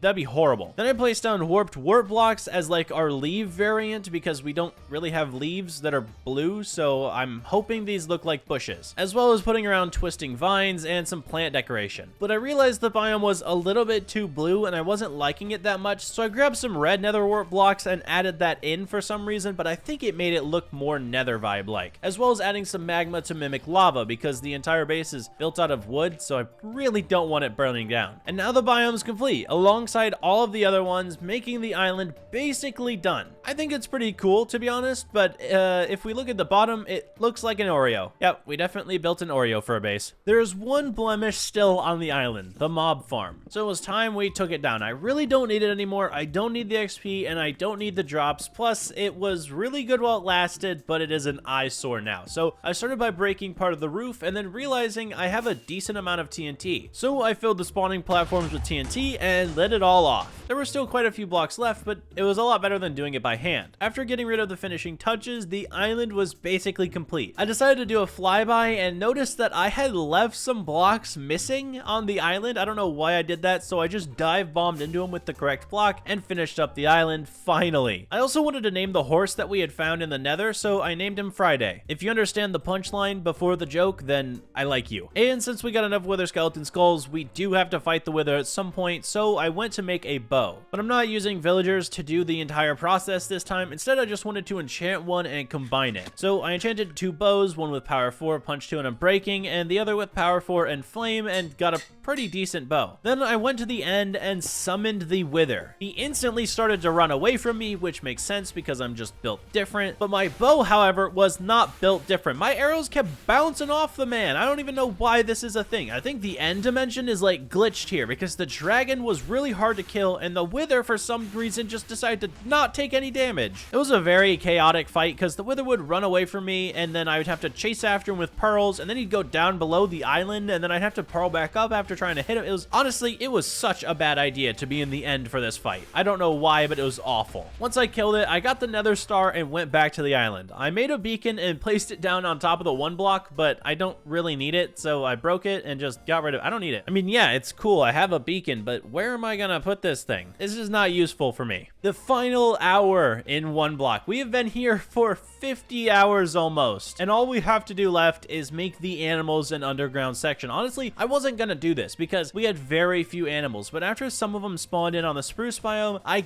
guess we should give them a decent area to live in. I started by building some oak pillars so I could separate each animal's rooms, and then I used the really cool oak fences that we have to separate out each section. We added one section for chickens where I turned a bit of the ground into actual grass blocks so they can, I guess, eat the floor. I don't know if that's really good for them. And then I also decorated it with some hay and bone mealed the grass a little bit. Then for the panda, I wanted to do the same thing almost by adding grass. I mean, I do this pretty much for every animal because every animal needs grass, but the panda especially. He needed some grass around him as well as bamboo because that's just what pandas eat. They love their bamboo and I love him, so he's gonna get it. Next up was little piggy boy over here. I don't even know how I got a pig. I mean, I know how we got the pig, but like the dude is a lifesaver for still being here. I think he's probably a descendant of future Bacon, the first pig we ever had on the island, so I made sure to treat him right by giving him some carrots, and that's it. I don't actually like the guy. And now for the cows, my actual pride and joy. I gave them a ton of grass to work with because I love these bad boys, alongside placing a bunch of melons for them in case they ever want that, but they probably won't, which is why I gave them hay as well. But these guys are basically the only thing I can breed if we ever do another video, so I like them more. And shockingly, when it came to the mushroom, I actually had my seed mycelium. I didn't realize the block had been giving me mycelium the entire time, so I added it to his cell along with a couple mushrooms because I know that's what the man loves. And for the llama, I decided to do nothing special. I actually used like stripped wood and buttons for some reason. I don't know.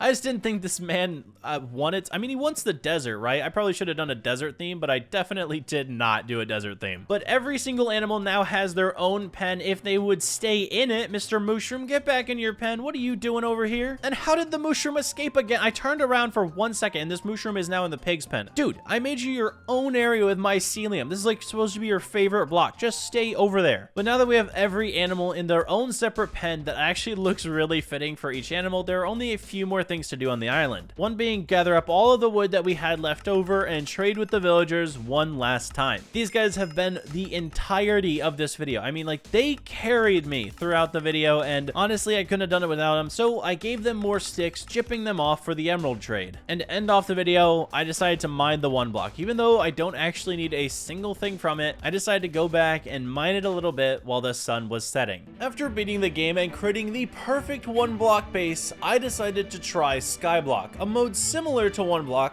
but some would say even more limited. Infinite Skyblock is a map with every biome scattered across the void, and I would have to bridge out in order to beat the game and create what I call my best build to date. To start off, I'm hovering above the void with very little to keep me safe, so I have to cherish everything on the island. I grab up the grass, which grants me 3 seeds, enough for a single loaf of bread. Then I tore away the one thing keeping me alive, the dirt, keeping the bottom layer and using what I mined to protect the tree. As I mined it up, I just prayed that the saplings of life won't succumb to the darkness below. While that decided my fate, I wanted to test a sea pickle idea I had. For some reason, I get it in the chest, and I wanted to see if I can multiply the number of water sources I have. But when trying to place it down, I realized it only places in water source blocks and I can't duplicate on its own. But I still remembered how to make a cobblestone generator, which only helps us further our progress if we get a freaking sapling, please! After getting 2, I planted one down and put the other one away. I do not trust myself. Then I made a wood pickaxe and mined my first cobble. Oh, it went in the lava. Cobblestone generator complete. We have a working source of gray blocks. Now to just throw this off the map and bye-bye. Time to go where you belong. My lordship, look, I'm allowed to like the stone pickaxe. For what it is, it doesn't get enough love, and I'm here to give. And for the fun part of Skyblock, mining the generator while watching regular show. Bordeaux and rigs are much more entertaining than looking down on this crappy island. Speaking of which, when I had enough, I worked on cutting away the island and building it out to a tolerable dirt circle. In the beginning, the island won't improve very much, but over time, trust me, this place turns into a paradise. After spending all night staring at cobblestone, I had 3 stacks and a dream to not live on this small platform, so we start the small arc of expansion. Nothing particularly special, but I do keep its round shape so my sanity doesn't jump into the void. During that time, the unthinkable happened. An alliance was formed. Oh my word, we couldn't have asked for a better tree. Like, this is perfect. I know, I hate these trees. I absolutely despise them, but for this world, I'm gonna say I like the giant oak trees, all right? I will never say it again. Don't clip this, all right? I'm never gonna say this again, but I like the big oak trees for Skyblock. And only for Skyblock. I don't want these things popping up in my other worlds thinking we'll chat over a cup of tea, because I talked about them nice once. After that, I got to work on Extension Arc V2. However, this plan was made for 2 reasons. 1, I need a bigger island, and this is how I'm gauging it. 2, I need a skeleton to spawn, so the area I've created will allow for our first mobs. But cobblestone is a real issue when attempting an extension. So much so, I was running back and forth between the generator and the edge of the island to try and spawn a mob across the land. Once it worked, I crit him out for those bones without sustaining damage, and it was time to big brain Minecraft physics. I bone mealed under a water source block and got more water source blocks, which means infinite water source achieved. Up until this point, I've given you a pretty thorough detail of my day, but all I did on day 3 was mine this block. I mean, I'm sure I can come up with some literature about how intense it is to mine a cobble gen, but I'll save that for Shakespeare 101. Beginning of day 4, I was chopping trees, grinding out the island, and using my cobble for more extending. I started mapping out how big the island was going to be, or how big I wanted it to be, let's just say. She's large. But before counting my cobble before it hatched, a wandering trader spawned in. Oh my, dude, you don't, why? Why are you scaring me like that? Yay. walking target practice. But he had come bearing no gifts. To the slaughterhouse with you. But I did find some cool leads on the ground. Then the mobs came in while trying to get this build done, and I wasn't a healthy man to begin with. I even saw an Enderman going schizo on me, like TPing all over the place, eventually dropping his balls. What a find. Now back to the extension on day 5. Things were just not going well. I thought I had made a perfect plan of action, but my execution was lacking. I sat there for way too long trying to figure out why my island was uneven. I think it's pretty funny when I mess up bad enough for 90% of a day to be me using up all of my brain power, and when the 2 brain cells finally agreed with each other, I was able to start filling the island in. Bad plan. Bad plan. Way too many mobs spawned in because of what I've done. I led them to the edge in hopes that they would push each other off, but I messed up. Okay, that could have gone way worse. I escaped with my life and a few more mob drops to add to our collection. Then I got back to filling in our circle with whatever cobblestone I had left over. But as a common theme throughout this series, it was nowhere near enough. So I spent the rest of day 6 and all of day 7 watching Netflix because I'm not staring at this generator for that long. Filling it in. The island's been looking like SpongeBob recently, but I want to survive the void. So we're back to filling it in. And then running out of cobble. I'm telling you, it's a theme. Day 9, I'm moving on from this stupid generator. Heck, I'm tearing the entire middle part of the island down in favor of a small pond. I want something nice to look at for once after making my eyes bleed from mining, so I installed a pond falling into the void. I extended out the bottom and put on a floor because I want fish to spawn in here. I don't really have much company out here, and I don't really know if fish will spawn, but by doing this, I'm gonna learn. However, while making the build, a ton of sea life spawned at the bottom, favoring death over me. Sounds about right. Then I remade the cobblestone generator as a necessary evil. It's kind of fun now because I'm like getting bullied by it. The blocks are really trying to get me to not mine it. Day 10, we're fishing. Even though the lake doesn't appear to be full of life, it sure is. My goal is to clear out all of the living and put them in my stomach. I'm starving out here, awaiting my death, and fish are the only solution. After spending my entire day hungry, I cooked up what I had caught and satiated my starvation. But this is a looming problem we can't run from, unless we actually get the farms up and running.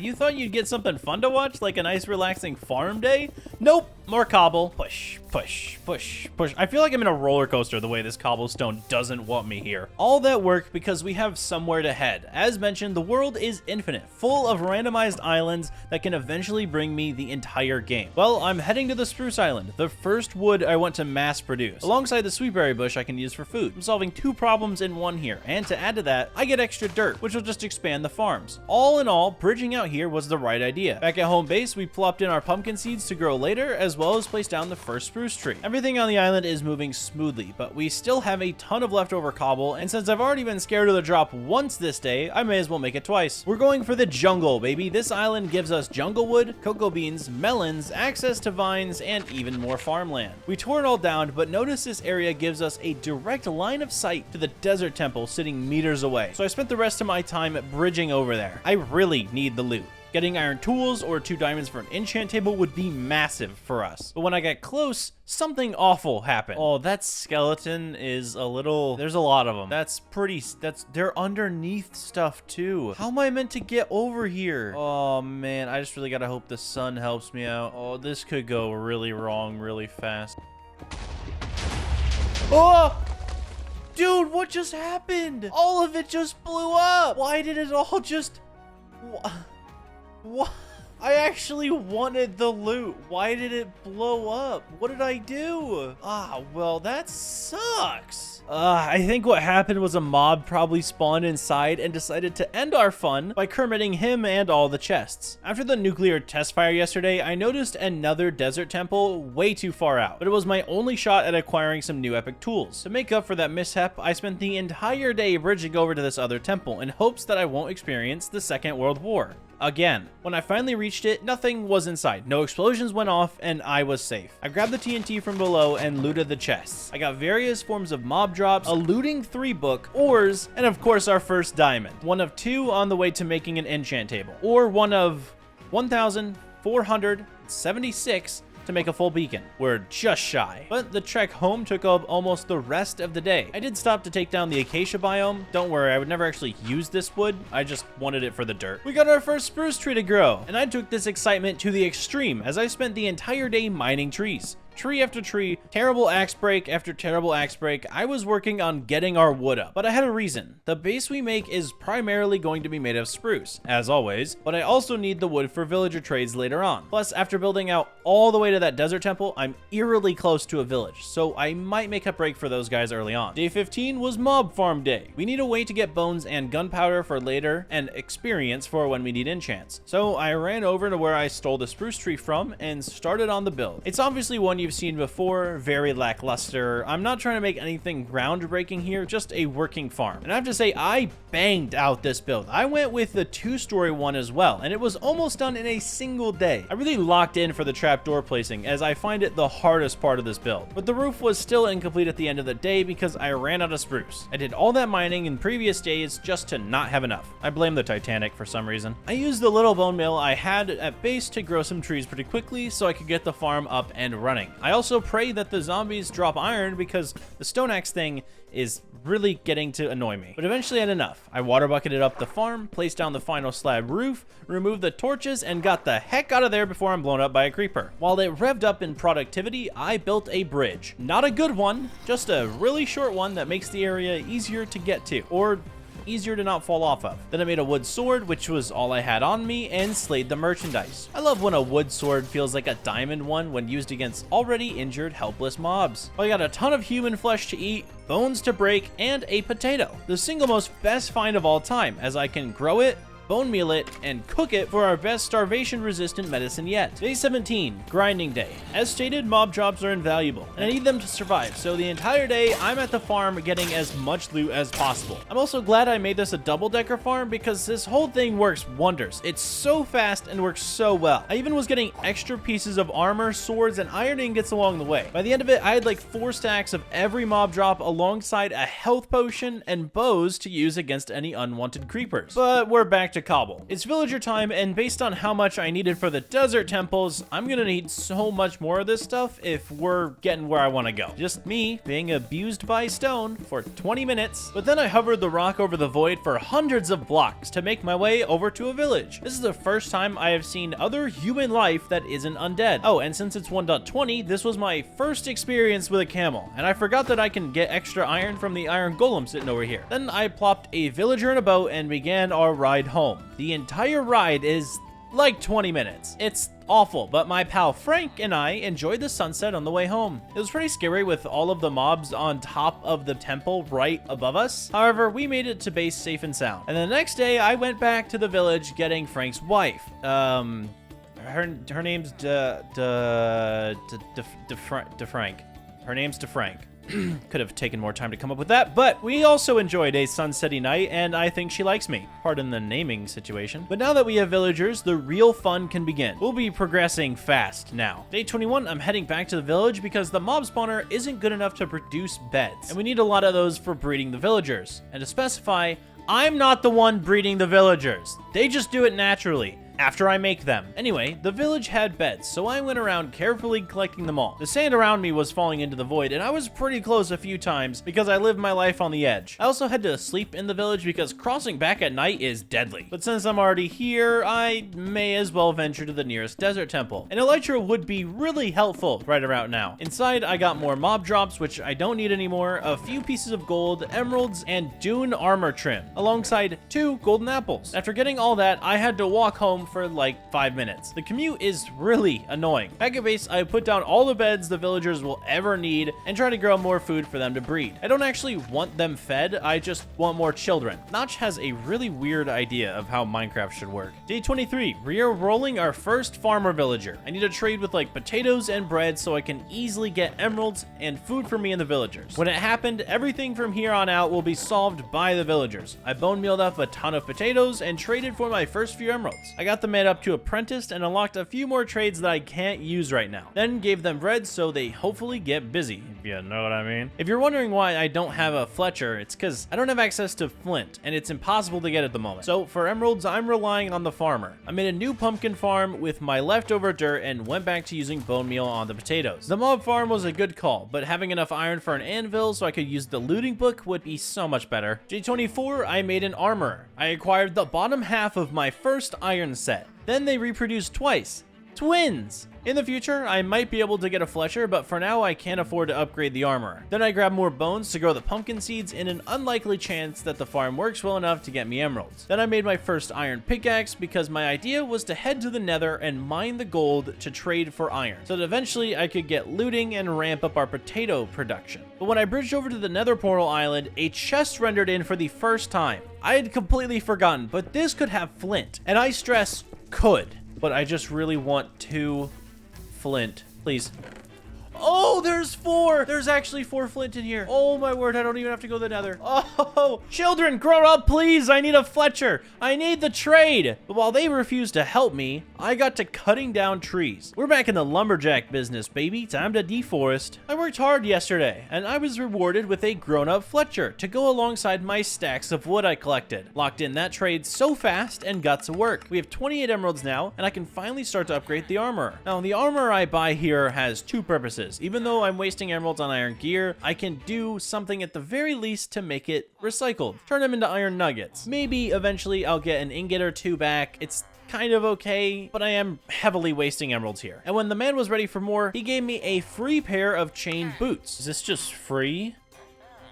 What? It says it's free. That's false advertising. Oh, he gypped me so hard there. He totally said it was free. What a scam. Even still, the Fletcher trades are really ramping up his progression. I'm getting quite a few emeralds out of this one guy before he jacks up his prices. And after buying a metric ton of shields, I got access to diamond armor. It's too expensive, but at least I have it. All of that was like 5 minutes of work. Imagine how fast we'll be progressing when I've got 100 villagers. The rest of the day was spent trading with the new Fletcher that grew up, getting my bottom pieces of the diamond armor set, and going back to the potato method for more emeralds. But we all know the trees work way too good. Day 26, more breeding occurred alongside the first iron golem to spawn. That's right, I can farm iron manually now. And I hate to admit it, but that's kind of what I do for most of the series. I always forget iron farms are an option. Whenever one would spawn though, I would make sure to kill it for the 3 to 5 iron. Also, my Fletchers were price gouging me, and since I own the market, I'm having second thoughts about having these guys here. But they did give me a full set of diamond armor. That's right, we're at 4th away through the video, and I'm rocking full diamond and stone tools. Someone give me an incompetence medal. While the islanders were getting freaky, I moved on to planning out the island build. I'm gonna make a base that throws me out of my comfort zone. Normally, I make a super nice medieval structure or some kind of small village, basically a house that makes sense. This time, I'm putting everything into one building, and I'll make it like an observatory type thing, but nothing I'm used to. After planning out the circle with cobblestone for how big it's gonna be, I went back to the trees. You would not believe how much wood I'll be needing. And after putting in so much work tree chopping, I went to cobblestone punching. Or better yet, rejecting. This generator I made really doesn't want me in it. But after that, I got back to basics. Fletcher trades for emeralds and iron golem kills to stack up the iron reserves, because we're going for tools. I made a toolsmith and got to work, but his only trade I could do was for iron. But wasting it isn't worth it, right? Wrong, I did it immediately, and we're back to 1 iron. The only real issue I'm running into now is Fletcher prices. With only 2 of them, they don't reset very fast, and I still have no way to get flint. But iron tools were a different story. My man Billy Bob Joe over here unlocked an iron axe and shovel for me. Not gonna use the shovel, but the axe is totally worth it. The difference in ability an iron axe makes is crazy, and by nightfall, I was just slowly gathering all the materials I could for emeralds. Day 28 was more in the same. Lots of deforestation, villager trades, crop harvesting, all just to maybe one day unlock the diamond tools. You won't believe it. More high-priced trades I can't afford, and iron golem slaughtering. But big news, the Fletchers reset trades back to normal so I could turn a profit. And all the iron I got allowed me to upgrade Billy Bob Joel to the diamond axe. I'm also trying to get grass to spread to the outer island so we can start work on the build. Then I spent the rest of my day basically breaking my own axes. No point in wasting these purchases. Day 30, we finally started some base operations. Time to get this place in order with a spruce road. I have loved adding this very road to a few of my builds in the past, and it all starts with some simple logs. Once it almost fully surrounded the island, I went back to villager trades. I had a terrible moment of clarity when I realized villagers trade gold for emeralds, not the other way around. I actually made this cleric villager and upgraded him for no reason now. Then I went on to buying a ton of axes to unlock the diamond pickaxe. The amount of cobble I could mine now? Let's freaking go. Then we had an imposter among us, trying to sell me spruce saplings as if he can't see the giant tree behind me. But I did find free saddles on the ground. All right, with the diamond pickaxe, it's nether time. I ran over to our portal, moved all the lava over in case I needed it for something later, and fixed up the portal so it will light, which I still don't have flint and steel for. So instead, I tried my best to use lava and wood to get the project going, and let's just say it's a mystery on how bad I am at this. It was for some reason really hard to figure out the lighting path of lava. Eventually, I gave up knowing full well I don't know what I'm doing. Oh, it lit while I walked away. Thank you for that. That's really cool. Glad you did that. I walked away. That's yay. You ironic son of a Bitcoin. But now we head to the nether, except some friends showed up. And yes, this video was recorded on Halloween. I know what year it is now, all right? Don't judge me. Once in the nether, I forgot it's also nothing.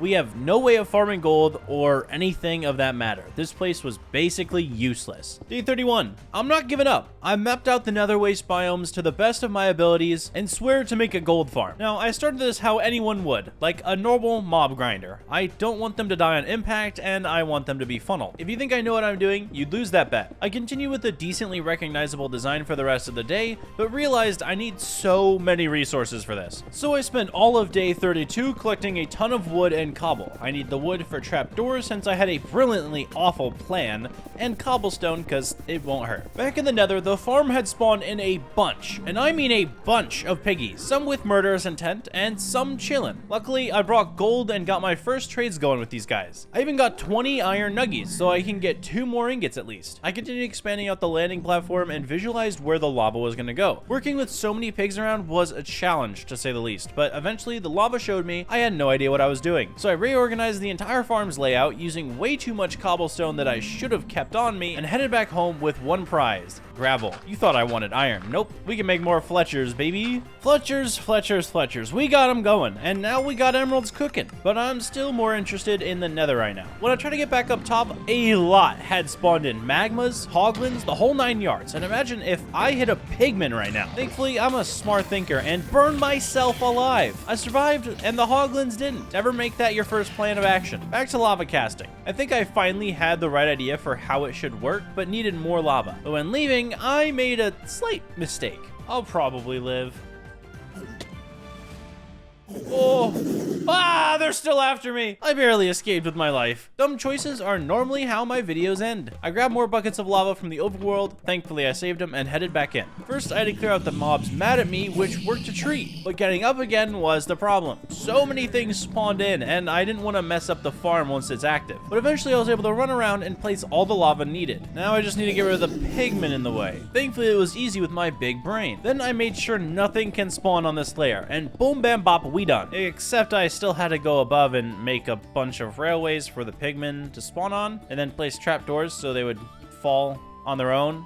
So we're relying on Minecraft AI to make this work, and we're like nowhere close to being done. Taking a break from the nether, I farmed up some wood for more trades. Then I used those trades to level people up and get iron axes, which I smelted down for even more iron. We were sitting at a solid 0, so that's why I did this. Then I just went back to more trees, partially for trades and partially for trapdoors on the pigman farm. Speaking of which, round 8, we're going back in. Right off the bat, I was threatened by a ghast who just never shot at me. I was terrified to go up with this thing here, but I did it anyways. Live and learn, I guess, because he fired back. But after that, he was pretty chill as I went back to work on the gold farm. These rows costed way too much material. And now that I'm thinking about it, I could have just done an exact replica of a normal mob farm and it would have been a lot better. But I just never thought about it. Although coming up with all this on my own had me hyped to try it out. After finishing it up, I waited around a while to see how good it was, and it worked. Not the best, but it gets the job done. Back in the overworld, I worked my way up to a diamond sword trade. But after realizing I don't have enough diamonds for either an enchant table or enough iron for an anvil, I was kind of in a terrible situation with a really bad sword, which made me not want to go to the nether again, and instead I used my gravel to duplicate the dirt we had. I have very little dirt in this world, and the gold farm was my only hope at getting more. So to see it even get us this much was pretty cool. The next 4 days were a grind. I started out by grabbing more spruce wood to build with this time because we're finally filling out the path. I stripped the logs down, chucked in stairs on both sides, and finished it off by filling it in with planks. This is a very baby step 1 in the build, but it's nice to see color on the island. island. Into the nether, I wanted to make the walk a tiny bit safer, as we are farming a bit. Testing out the farm, it did work. I was for sure getting gold, just not at the rate I would like. I have a looting 3 book, but I can't even use it right now, and it sucks. So the new plan was bridge all the way over to the closest bastion without getting hit off by a ghast. Great plan. That took like a week to accomplish. Look how far I had to go. But this place was no letdown. I'm super nervous going in here with basic diamond gear, but I'm a Minecrafter. What could go wrong? I safely made my way over to the chest, getting actual good amounts of gold alongside blocks of iron. I hadn't been this rich yet. Then I got my first ancient Deborah. Baby steps, people. Baby steps. That's a lot of piglins. Who are gonna trade with me? Yeah, I know you wanna. Get in the hole. Main goal of this is gravel and iron. Only 2 things I really need right now. Out of 30 gold, I got a half a stack of gravel and 13 iron nuggets, with a full inventory of garbage. The rest of the bastion wasn't much better. So many mobs were here, cause this is the only place they can spawn. The chests only got me 4 more blocks of gold, another block of iron, and a netherite scrap. Good haul for being as broke as I am, though. At base, I was able to expand the amount of dirt we had ever so slightly. But the best part of the entire day, a looting 3 sword in our new anvil. The nether's gonna be a piece of cake now. I start the next day testing out moss, seeing if it's viable to help with the lack of dirt. But since it only turns stone into moss, I don't think it'll be useful, unless I just use it as more decoration. With the gold I have, it's nether trading time, but I don't have a way to trade yet. So I made a spawn platform pretty close to me while I grinded out the mob spawner. My inventory was filling up fast. So back to the overworld, I went for 2 different things, furnaces and chests. The furnaces are for the swords, so that I can be smelting them down while just whacking the mobs. And after being in here long enough, I started to lead over piglins for trading. But the bridge I made really just led over hoglins. They were not fun to play with. After long enough time, I trapped the piglins in a box and disconnected the bridge so I won't suffer anymore. It was great to have a trading area and a farm. And the looting sword was going ham. I may have also accidentally reconnected the bridge, which led over some real hoglins. The fight was not great for my health, and I almost got pushed off the map. The rest of this exciting day was just killing for gold, smelting for gold,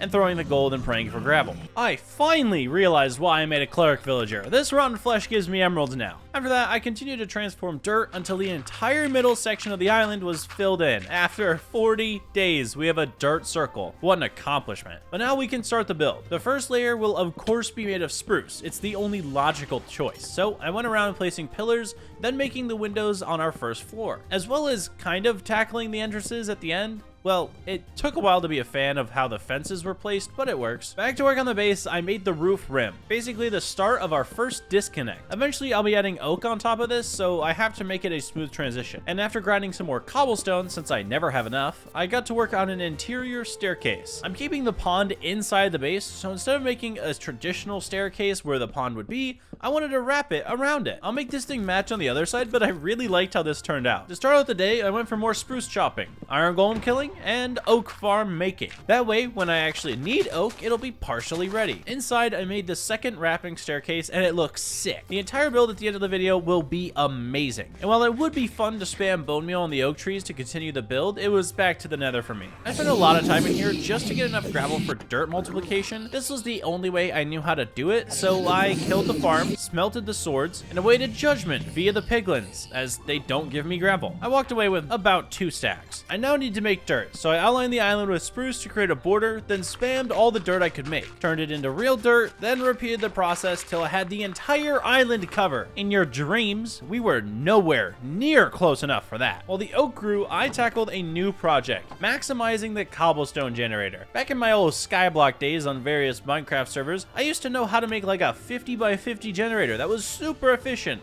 but since that was years ago, me making this 2-stack generator with a redstone clock that won't have cobble burn is enough for me. Now to take on the chest monster we have growing. I want the bottom layer of the base to be for me, so I duplicated some moss and started adding it to the ground for a pop of color, without the U. I also replaced stuff in the pond with moss to make it look a little bit better. However, without a ton of moss, I'll have to finish it off with some stone. I added some azalea bushes around the base and finished up the pond. After it was done, I bone mealed it so the fish inside had source blocks. and I think we're pretty much complete. To end out my time, I figured out how my storage system was going to look with chests and barrels scattered about. Oak time. I built out the roof with an oak ring so we can transition into the next stage of our game plan. I also started to make the second floor when a wandering trader spawned in. He had sea pickles, which I grabbed up instantly to add to our pond, along with some kelp he had for sale. Back to the build, I put all of our villager stuff at the top so they can have their own space. It was a blast watching them trying to climb the stairs. And at night, I worked on the windows to the second floor. Instead of more building, it was time for my favorite activity, villager re-rolling. We need book trades because my tools are getting low, and the sooner we start this process, either with villager books or enchanting, the better. I rolled a Fire Aspect 2 book and bookshelves, so I took it. It was at least practical. I also noticed the villagers would take damage by jumping off the ledge, so I grabbed more wood and made them a railing. It was just some fences, walls, and fence gates around the circle, but it was much needed. Now it's these knockoff Squidward's time to suffer. We're re-rolling again, but in a group.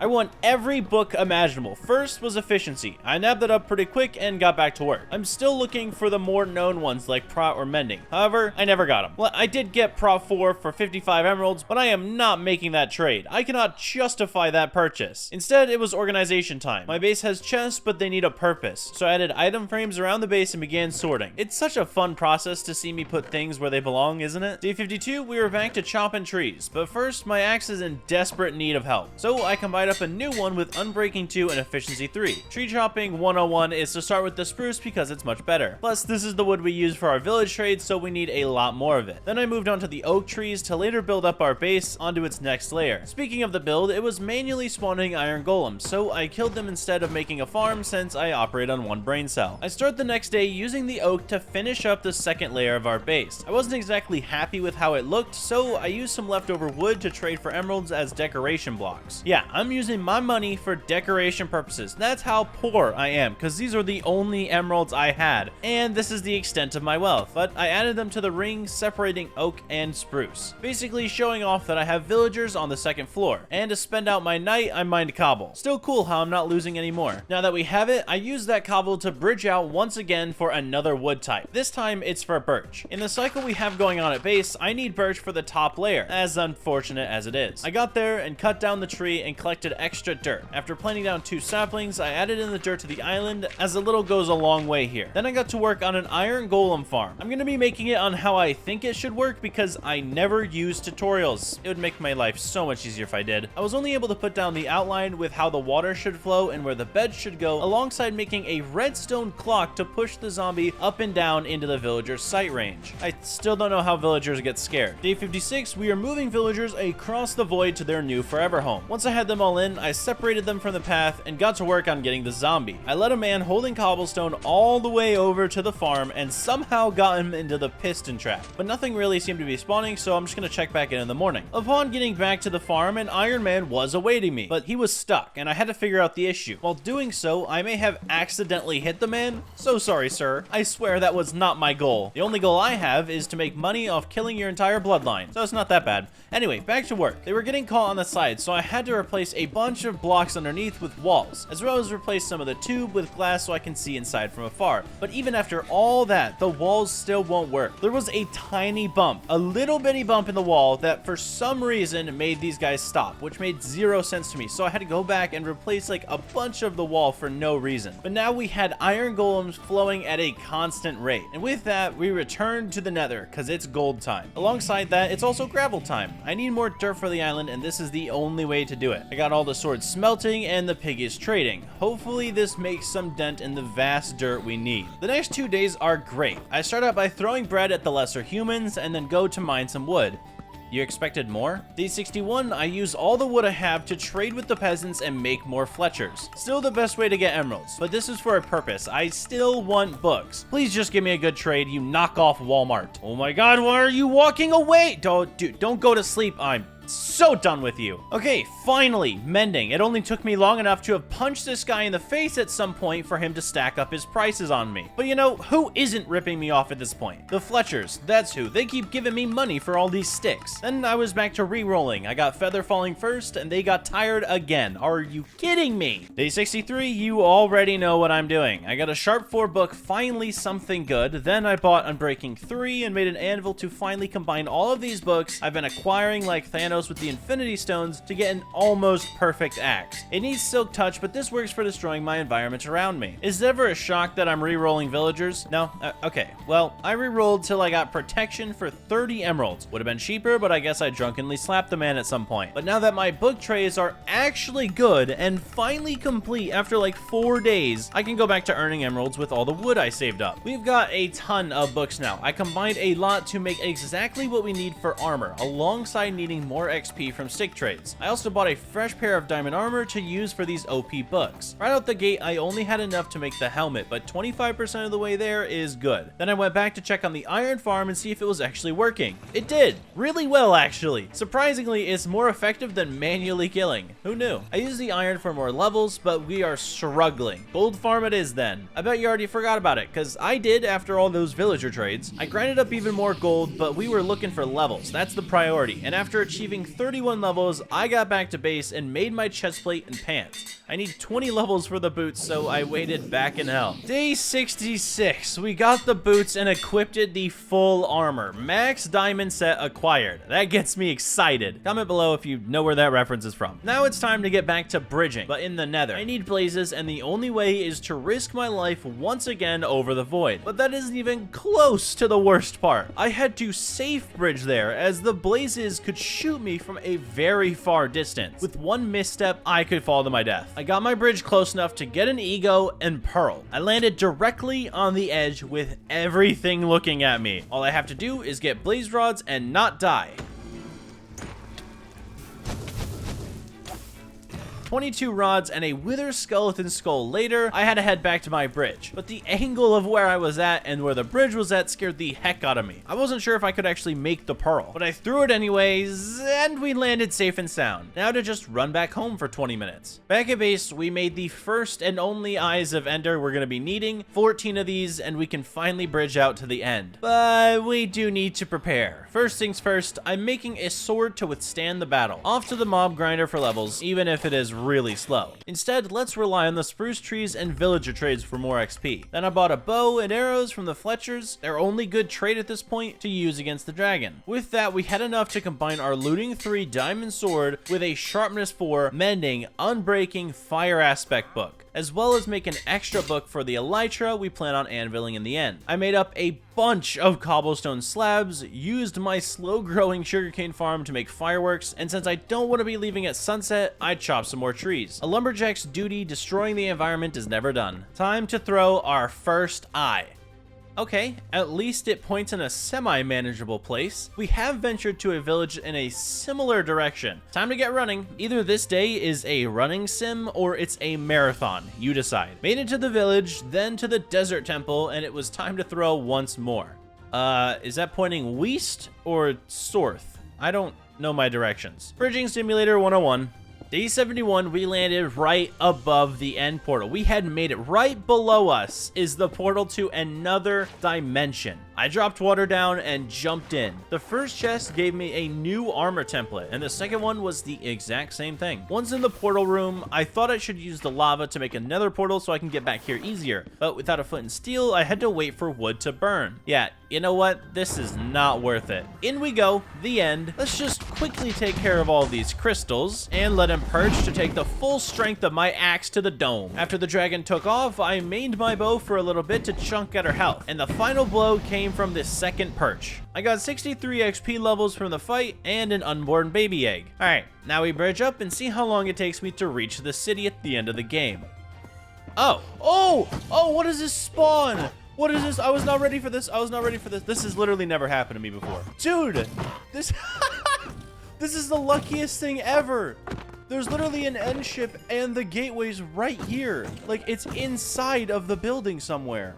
What? How is this possible? Yeah, it was the luckiest thing ever, specifically for the ship sitting right next to spawn. I did lose some other chests beforehand, but we all know what I'm here for. The elytra, baby. The void is no longer a threat, and each section of the map has been unlocked. I added the book we made to our new wings, and I may as well test them out while I'm here. I flew around the end for a little bit just to get a nice feel for things. And I did see some more cities, so who could pass up on that loot? I grabbed more armor, ores, and shulker boxes I can use for builds later. But what's really fun about staying in the end? No, seriously, someone tell me, because apparently, according to my recordings, I stayed in here for the next 3 days almost. You know I don't actually need this gear past me. I mean, the ores are nice, and so are the shulker boxes, but why are we here for so long? All I wanted to do was take the elytra out for a test drive. Maybe I was like taking a driver's test and making sure I could use it before I got home. But speaking of home base, I wanted to go back. All the villagers seemed happy to see me, and the shulkers were happy to be emptied. I had gotten so much armor, I don't need anything. I don't need more tools, I need nothing. Look at all this stuff. It's like trophies to me. We also got more than a stack of diamonds now, so if I wanted to do something with them, I can. And to end out my days, I made the magi lamp for the dragon egg. If you remember the video I got this from, which is over a year old by now, let me know in the comments down below. Day 75. The elytra has changed the game. You know how hard it was to get netherite before? Well, we were back in the nether just flying through the void like it's nothing. The goal, netherite.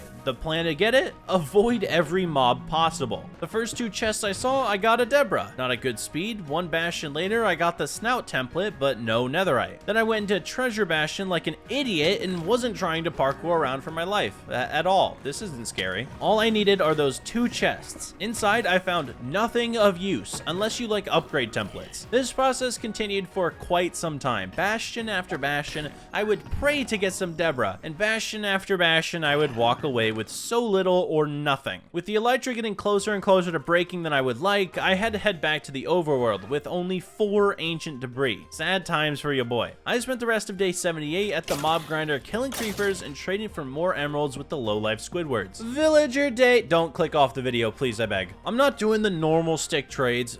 Okay, maybe, but I'm also making a farmer to get some golden carrots. See, I leveled him up and now I have a solid source of food. I also wanted to invest in stone cutting villagers because I have no idea what they do. Maybe they provide some good blocks. He would trade me some very weird stone stuff that I would keep, like stalactite blocks or lime glazed terracotta, not something I use very often, or quartz. That's not exactly part of this build. Wow, what an interesting waste of my time. Honestly, cut this out of the video entirely. One thing I still have to do is make all the librarian villagers trade for glass. I need that for the roof of this build if I ever want to complete it. Yesterday was villager day, today is birch day. I start off by planting more of the tree down as we need tons of it for the base. I added 1 last oak layer to the top of our tower and outlined it in spruce to give off another separation line. I also decorated this with slabs, stairs, and the eventual emerald blocks. But this time I'm rich, so I have so many to spare. And by the end of the day, I finally got to work on the birch on top, really only getting the main and secondary windows in place before having to go to bed. The next day, I was back to placing birch and growing it since I've already run out. I finished up the walls of the building and went inside to work on our staircase's extension. The windy staircase is really cool to make since it looks so abnormal. And once those were done, I fill out the entire floor with spruce matching the one below. Now the top of this base is a different story. I am making an observatory,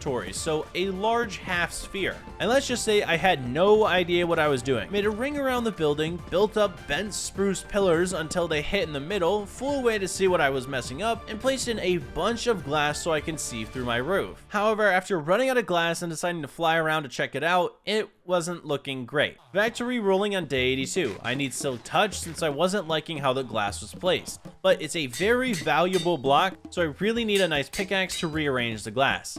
I got to the roof and started to align the glass more with the spruce. It felt like the glass was peeking out of its natural range.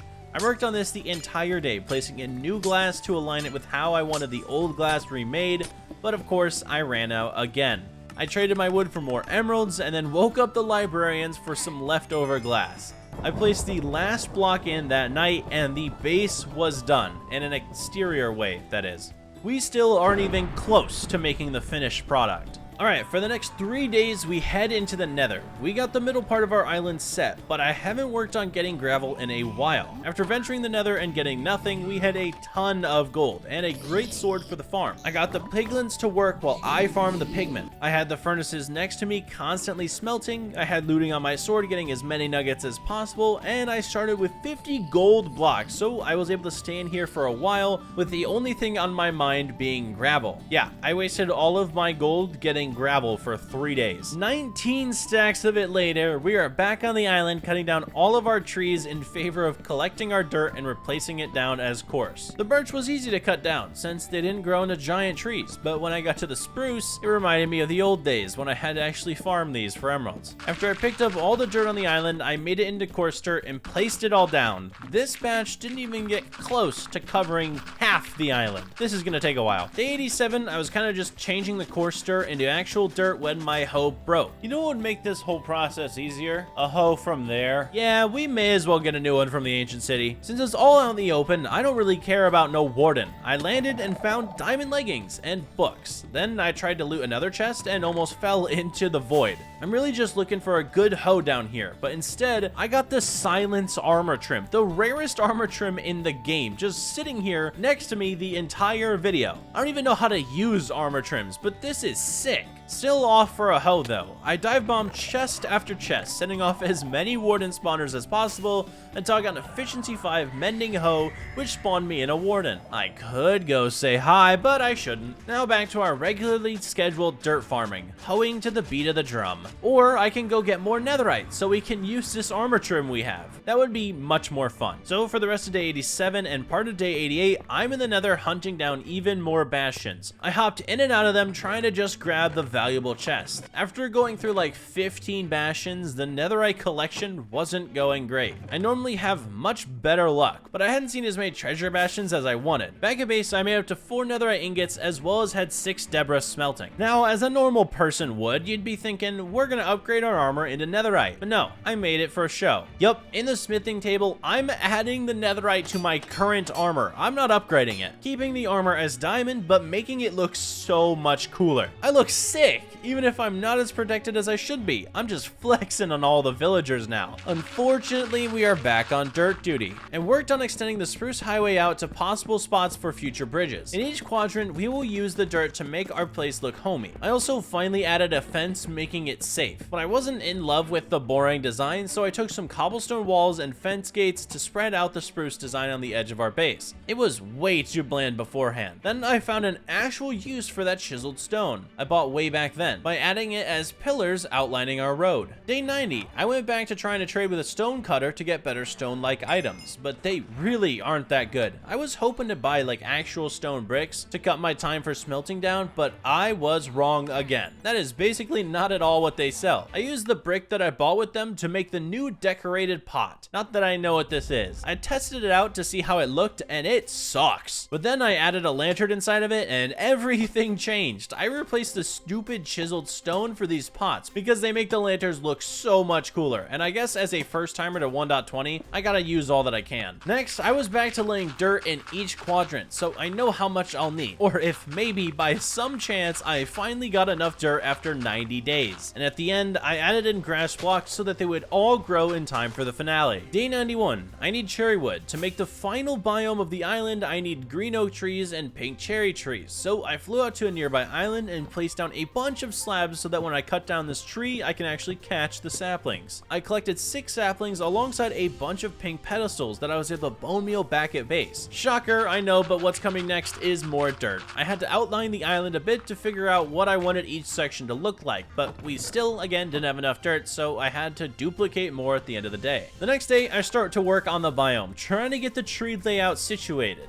I wanted a good mix of cherry and oak, but the first 2 cherry trees I spawned in just didn't look right to me, so I took them down and tried again. The next quadrant over worked a lot better, with 2 trees I really liked. Setting up this custom biome all throughout the island was basically my only goal for the day. I would grow trees, hoping they look good, and fly away to check them out. At the end of the day, I added some leaves to the cherry trees to make them look better. Then a panda spawned in on the island, which I didn't even know was possible, but what a perfect animal for this base. I bought a name tag and named him Poe. This is our Kung Fu panda chilling on the island. Unfortunately, I couldn't attach a lead to him, so I settled thrilled for putting him in a nice pink bow. To end out the day, I added pink and green leaves all throughout the island. I started the next day by making a quick farm for potatoes, and I also added a small waterfall pond to plant sugarcane there to keep up with my avid firework consumption. Next, I added in some lights as well as a path to our quadrant. Then I finished it all out by bone mealing the grass. And by that, our first area is done. 25% of the way there. Round 2 with the farms. I made a pumpkin farm erratically to add some orange to the biome, then a path to another farm for melons. But as both of those are on opposite sides, I decided to mix both of them into one farm in the middle. But I can't bone meal it as I'm out of bones. Time to visit the most forgotten farm on the island and grind out some more skeleton kills. I bone mealed the grass finally and started on the next pathway in the third quadrant. This one focuses on a simple wheat farm. Technically, we don't need it for anything, but whoever uses the stuff they decorate with anyway. I also added in a carrot farm, but once again, I only eat golden carrots, so it was all for show. I finished by adding in pink petals to the path and bone mealing once again. Last but not least was probably the dumbest section. I made a beetroot farm. No one ever uses this vegetable. Comment below if you actually ever use this farm. Then I made a sweetberry patch or two in the biome since the path had already been completed in a different area. I wouldn't actually want to walk through sweetberry bushes. That would be awful. But I flew away from the island and looked back to see how well it turned out.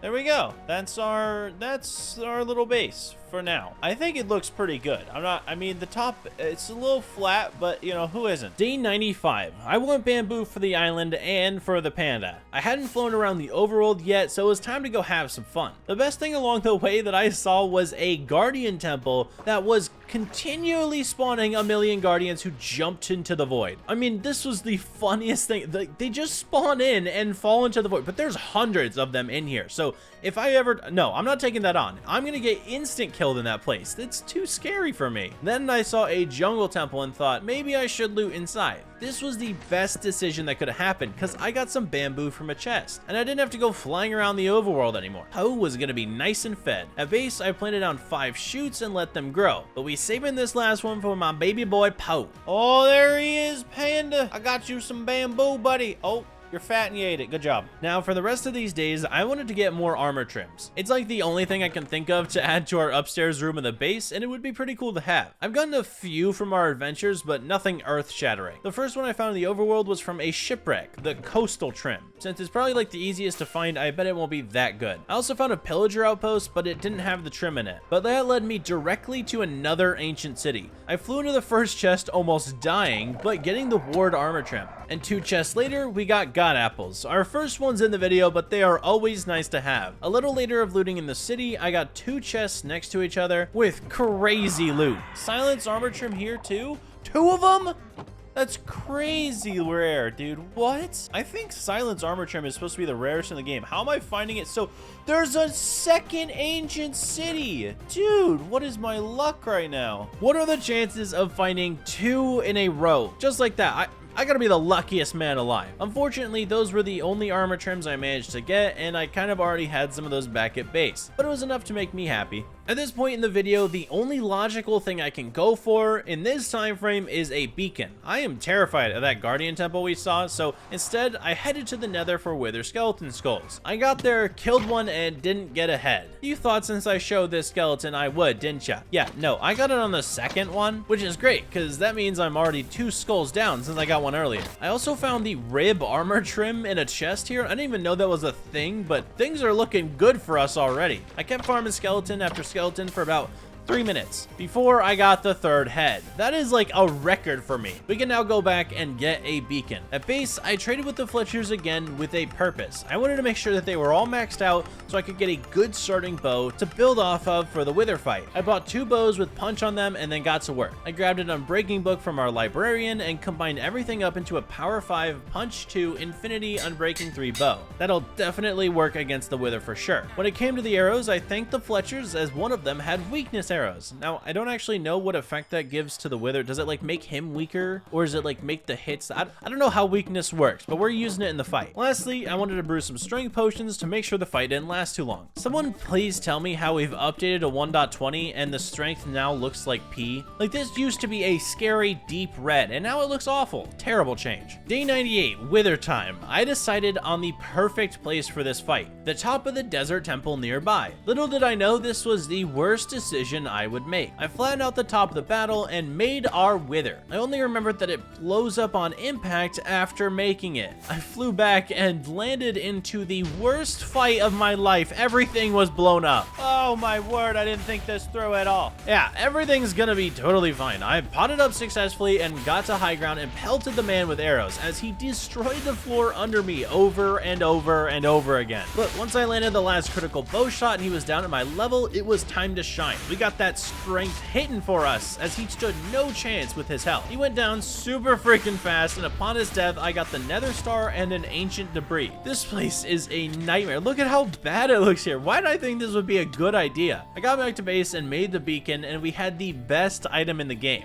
And I knew the perfect spot for it, in the pond. I made a shrine out of sea pickles, and on the island, we actually had a beacon now. Well, not really. I went under the island and made the platform we actually need for the beacon build. I had to use gold at the bottom since I don't have enough emeralds yet, but without any more blocks, the beacon was still unfinished and I need a lot more emeralds. Hey Fletchers, I have a deal for you. You give me all your life savings, I won't kill your family, and you get some nice sticks. By the end of the day, I was getting pretty worried, so I added in more beds for villagers because if we're gonna make the quota, we need a heck ton of Fletchers. Day 99 was spent doing just that, trade after trade for more and more emeralds. I collected up 48 more blocks with all the wood I had on hand, and it worked. We placed down the beacon and it was complete. Our island is a safe haven now. I made it give me regen and resistant for when I literally dive bomb into the earth. The end of the day was also really funny. For some reason, I really wanted fish in this pond to celebrate the beacon thing, and there were no fish spawning. For some reason, they would spawn in a random pool flowing into the void. I would literally dive bomb off the island, grab a fish, and bring him back up to the beacon pond for the rest of his life. And I watched as fish plummeted to the void in search of a home, but I was able to save some of them and add them to our collection.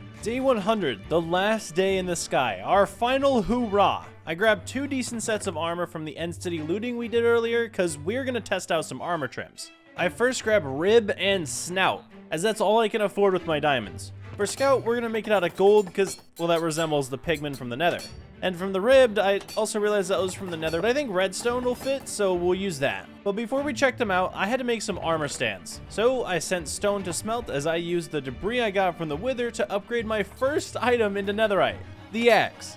Well, I did let the pickaxe follow. That only took us 100 days to do. That's pretty sad. I placed the armor stands up in the attic since nothing is up here yet. I put the snout armor on there and it actually looked pretty good. I think it would probably be better on a netherite set, but it still works. And then the ribbed one, it looked trash. I mean, utterly awful. Glad we wasted diamonds on it. Instead, I got all the stuff I could together for another armor set. This one, we're using the eye trim. I used quartz to make it, put it down, and it easily looks the best of the 3 on diamond. But I'm just happy with our netherite diamond silence armor. However, we're done. 100 days has come to a close, so I grabbed my pal Poe and watched the sunset on our final day. Now that I've taken down Skyblock, I wanted to showcase my first ever attempt at OneBlock.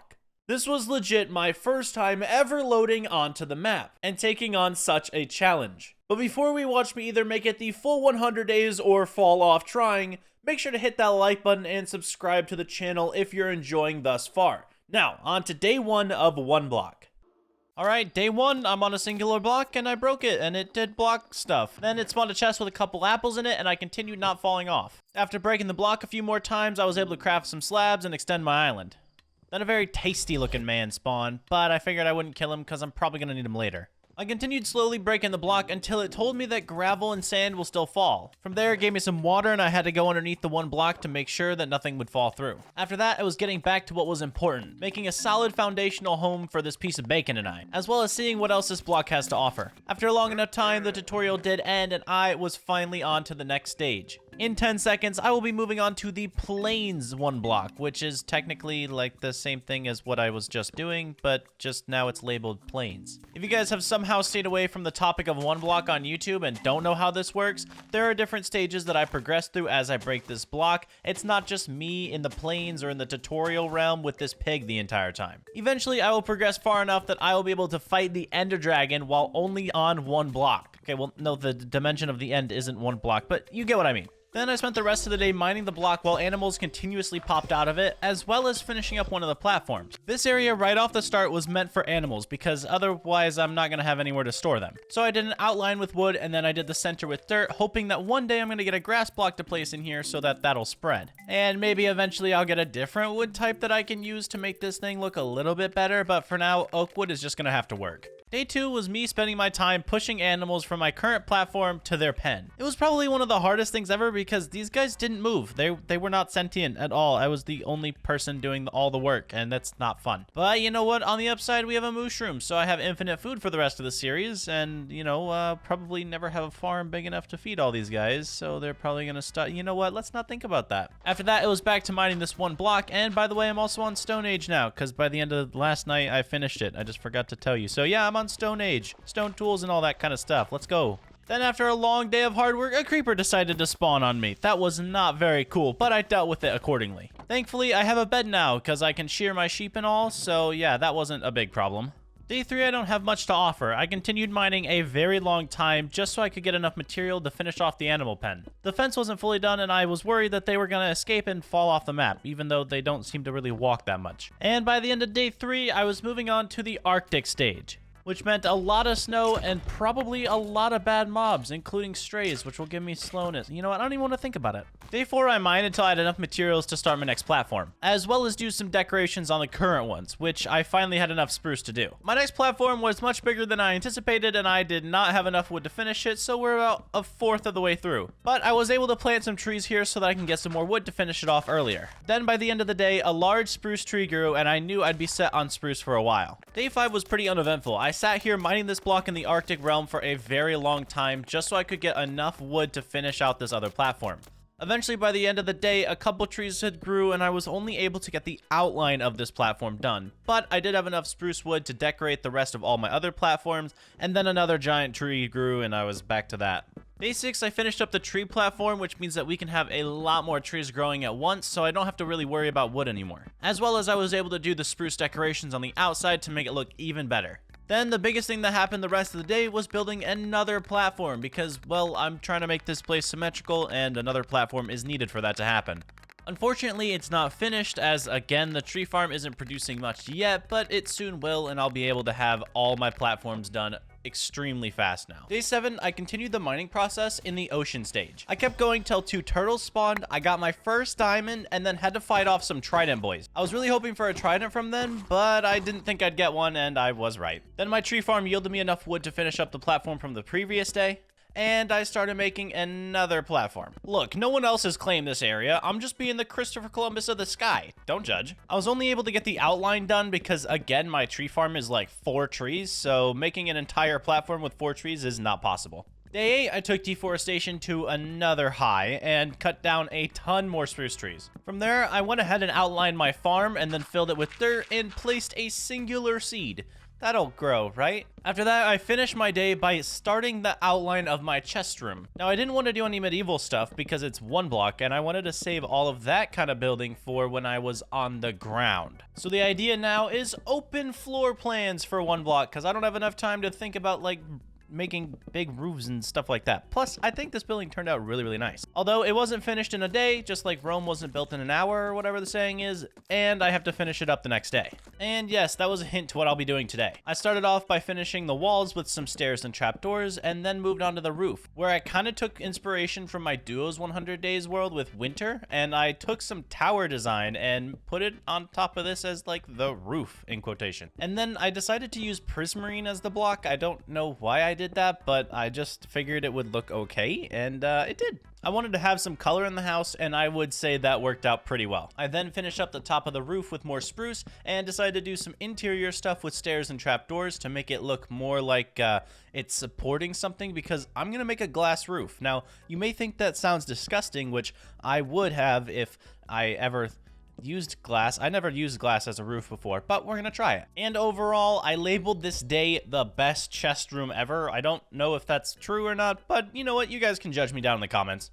And then after building an amazing chest room and giving you guys some good content for the last couple of days, I decided it would be great to cut trees and organize chests. Oh, you guys actually, you do want to see that? Pff, okay, well then here, watch me organize some chests.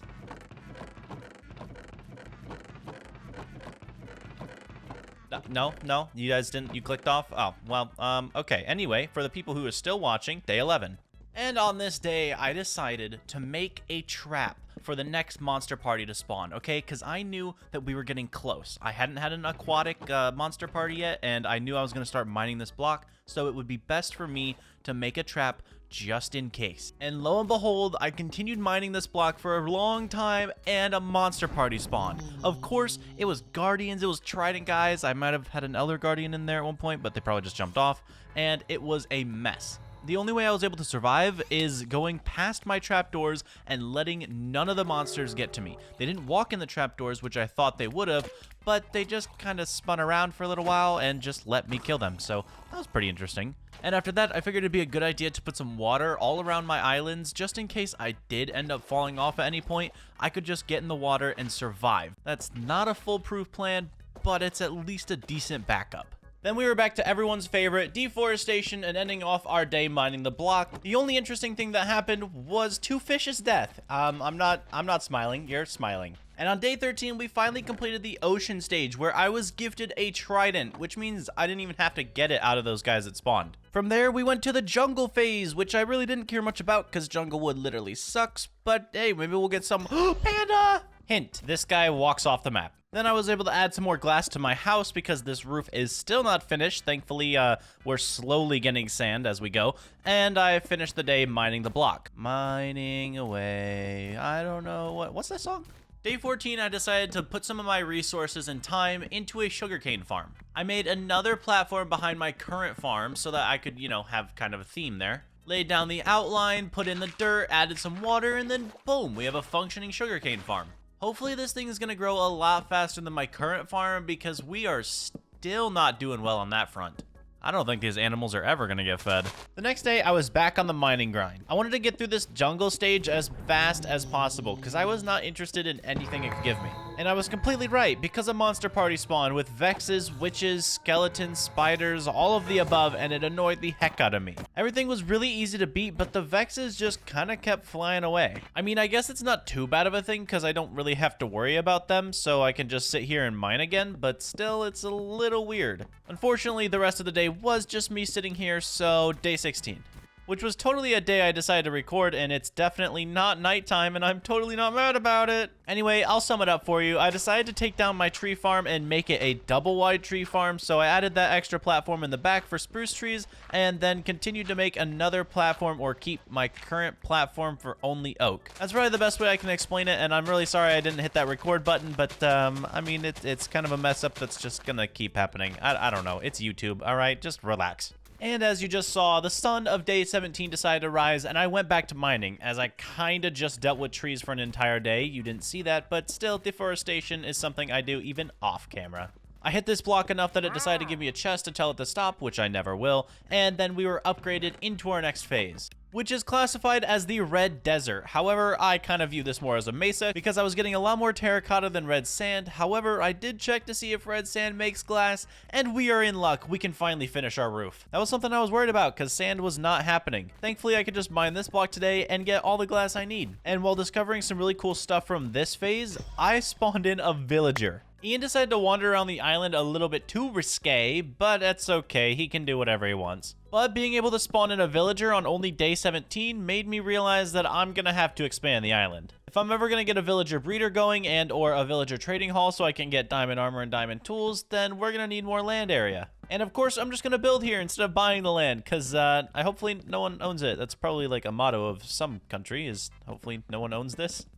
Funny moments. Anyway, basically that just means that I finished up another platform so I can extend and make more area for villagers, because I don't want them near my base and they are annoying. So, well, they're a necessary evil. That's what we'll call them. Day 18, I continued to grow the farm and mine some blocks, okay? I was trying to think of an idea for the villager trading hall, and I figured maybe getting some of these blocks would help me think of something. Heads up, it did not, but at the end of the day, I did start working on extending the platform I already extended to. This time, I was gonna build something much bigger and much more room for me to walk around on, so yeah, I started outlining that guy. This one's gonna be a big project. And when I say big project, I mean it took me 3 days to make this giant platform. I obviously started off by finishing what I had finished by making more staircases from every single angle so that I could enter from any point, and then just continued to slowly make the outline. I wanted to keep the circle shape on opposite ends, but I figured connecting them was going to be the hardest part.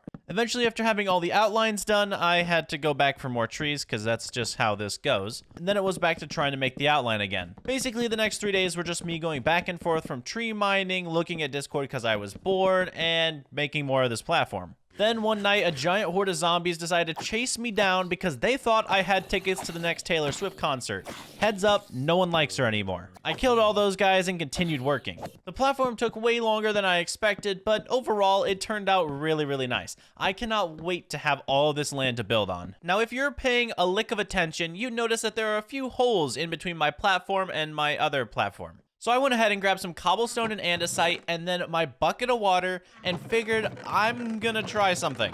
I'm not gonna lie, I'm trying to make this world a little bit thumbnail worthy, so you guys, clicked on it, hopefully. And my idea for that right now is to add some really cool ponds in front of like this gigantic island. So what I did was make some rock platforms and more like a rock landscape so that I could put some water there and make it like a fountain, I guess. I switched up between cobblestone and andesite because I didn't really want to smelt stone, and somehow it still looked really good.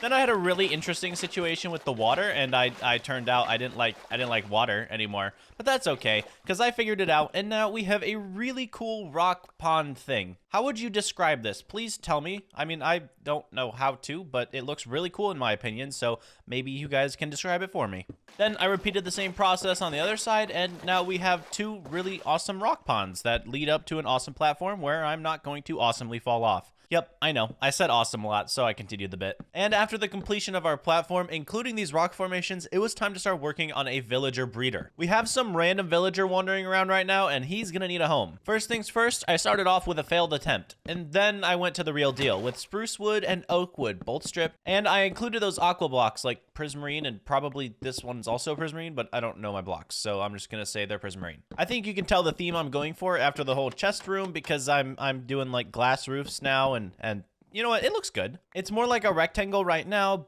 but on day 25, I went ahead and finished off the roof by adding like the outdent in, I don't know the word. Basically, I used spruce stairs, slabs, and trapdoors to make it so that the roof goes out by 1 so the glass doesn't look terrible, and I think this building turned out really well overall. I also built the entire thing while watching a Sidemen Sunday video, so my distraction level was pretty high, and if you guys haven't watched the latest one, then I would recommend not watching it, because it's really good, and no enjoyment for you. Only me. And by day 26, I figured I'd given you enough entertainment, so I went back to mining the block. We're still mining in the Red Sands Desert right now, and I tried to muster through that as fast as I possibly could. It's not because I hate the blocks here or anything, it's just because when mobs spawn, they're terrifying. Speaking of that, I had a monster party. It consisted of husks, vindicators, and even some pillagers. Although I did come up with this really smart trapdoor thing that their AI just couldn't figure out, so it was pretty easy to farm them. Then I slowly forced a villager into captivity, his lifetime job where he can earn so much money. You remember the Bee movie? They had lifetime jobs, right? Day 27 was classified as a chore day. I filled up my bowls and was ready to hit the hay. Or, well, the wheat. I used my bare hands and grabbed all the harvestable wheat, and then I moved on to mining the block. The only thing cool that happened was a wandering trader named Ferda spawned. No idea where they went. I don't know what happened to them. And other than that, it was just mining the block. The next day, I went ahead and threw some bread at villagers, and then traded them a ton of sticks. The issue with these guys is that I need like diamond armor, so it's going to be a long time before I get that, which means I'm going to be trading with them for a long time, especially this guy, who's going to give me the armor after I buy so much useless crap. Which means that deforestation is going to be at an all-time high in this world, which I don't mind. After that, I figured it was time to extend my farming operation into another platform. This one I raised up in the middle of my other 2 farming platforms so that it would kinda look better. From there, we did our regular circle and filled it in. Overall, I'm just hoping that I have the dirt for this area because I did not think ahead when it came to dirt. And since symmetry is a man's best friend, I decided to make the exact same platform on the other side. I've explained this circular thing enough to you, so boom, there it is, done. The issue now is the dirt problem. I don't have that much, and I'm currently using it for trees, animals, farms, oh, and another farm. And now I need it for this third farm. Yeah, third farm. So once I filled in all that I could, I went around trying to scavenge as much dirt as possible. First stop was the sugarcane farm because I wasn't using most of it and the bamboo wasn't truly needed right now. After that, I headed over to the animals and stole an outer layer of dirt from them because I don't feed them anyway, so I mean, what's the point there? I was able to make a semi-okay wheat farm area for this platform, but I really do wish I had more dirt, and since even if I went to the nether, there's no dirt there, so there's like no biomes for me to get dirt from. It's only this stupid block. The next day, I finished up the farm, then used my diplomatic status to scam some villagers. Of course, they don't know what's going on because they live in a singular hut and will never see the outside world, but still, they give me free stuff that I don't actually want currently. And to continue my capitalistic behavior, I went ahead and deforested some more trees so I could get some more sticks so I can get more emeralds. It's a process that will persist a lot in this 100 days because, well, profits, but still, at this point, I should mention that I chopped down even more trees. Wait, if I'm living in a void, does that mean the trees are the only thing providing oxygen to the entire nothingness? If so, I should stop growing trees. We're recreating the Lorax now. Okay, so we're over 30 days into this, and I have mined a lot more than I should have. My island looks really good, but my character is not doing great, okay? We're still in iron armor. We only have 33 levels. Like, we don't have a lot of ways to do stuff when it comes to actual Minecraft. So for the next couple of days, I figured it was time to build something that everyone should have in their, well, I guess OneBlock world, or like super flat world, or a world where mobs don't spawn as often. Yep, that's a mob grinder. And where else am I going to put a mob grinder but right behind my other mobs? Or animals. Mobs? Animals are mobs. But right before I went to do the mob farm, I ended up trading with villagers for half diamond armor, which means that we can now strip this of its enchantments and enchant it eventually. However, I don't have the facilities for that, so onto the mob farm. I made the giant circle, then realized that normal mob farms are a 2x2 on the way up, and that's gonna kill me because it'll be off by a block since everything here is odd, and that is an even build. So I decided to do a 3x3 instead of a 2x2 on the interior, and let's just say it took a lot more blocks than it needed to. Now, mob farms are not particularly beautiful, so I did switch between oak and spruce wood, but it didn't give it that much of a better vibe. Once I got to the top though, I only used spruce as that's what I had most of. Then I started doing the interior, which was the canals for the water, and then the top part for where the mobs are gonna spawn. Then I added the trap doors and the slab on the roof. Like, there's a large process to this whole thing, and if you guys don't know how to make a mob farm, then there's tons of tutorials out there, but I don't want to show you the whole process because it's pretty boring. Now that we have an active mob farm, it was time to get back to mining. We're in the nether phase, and I figured I'm gonna get some ancient debris.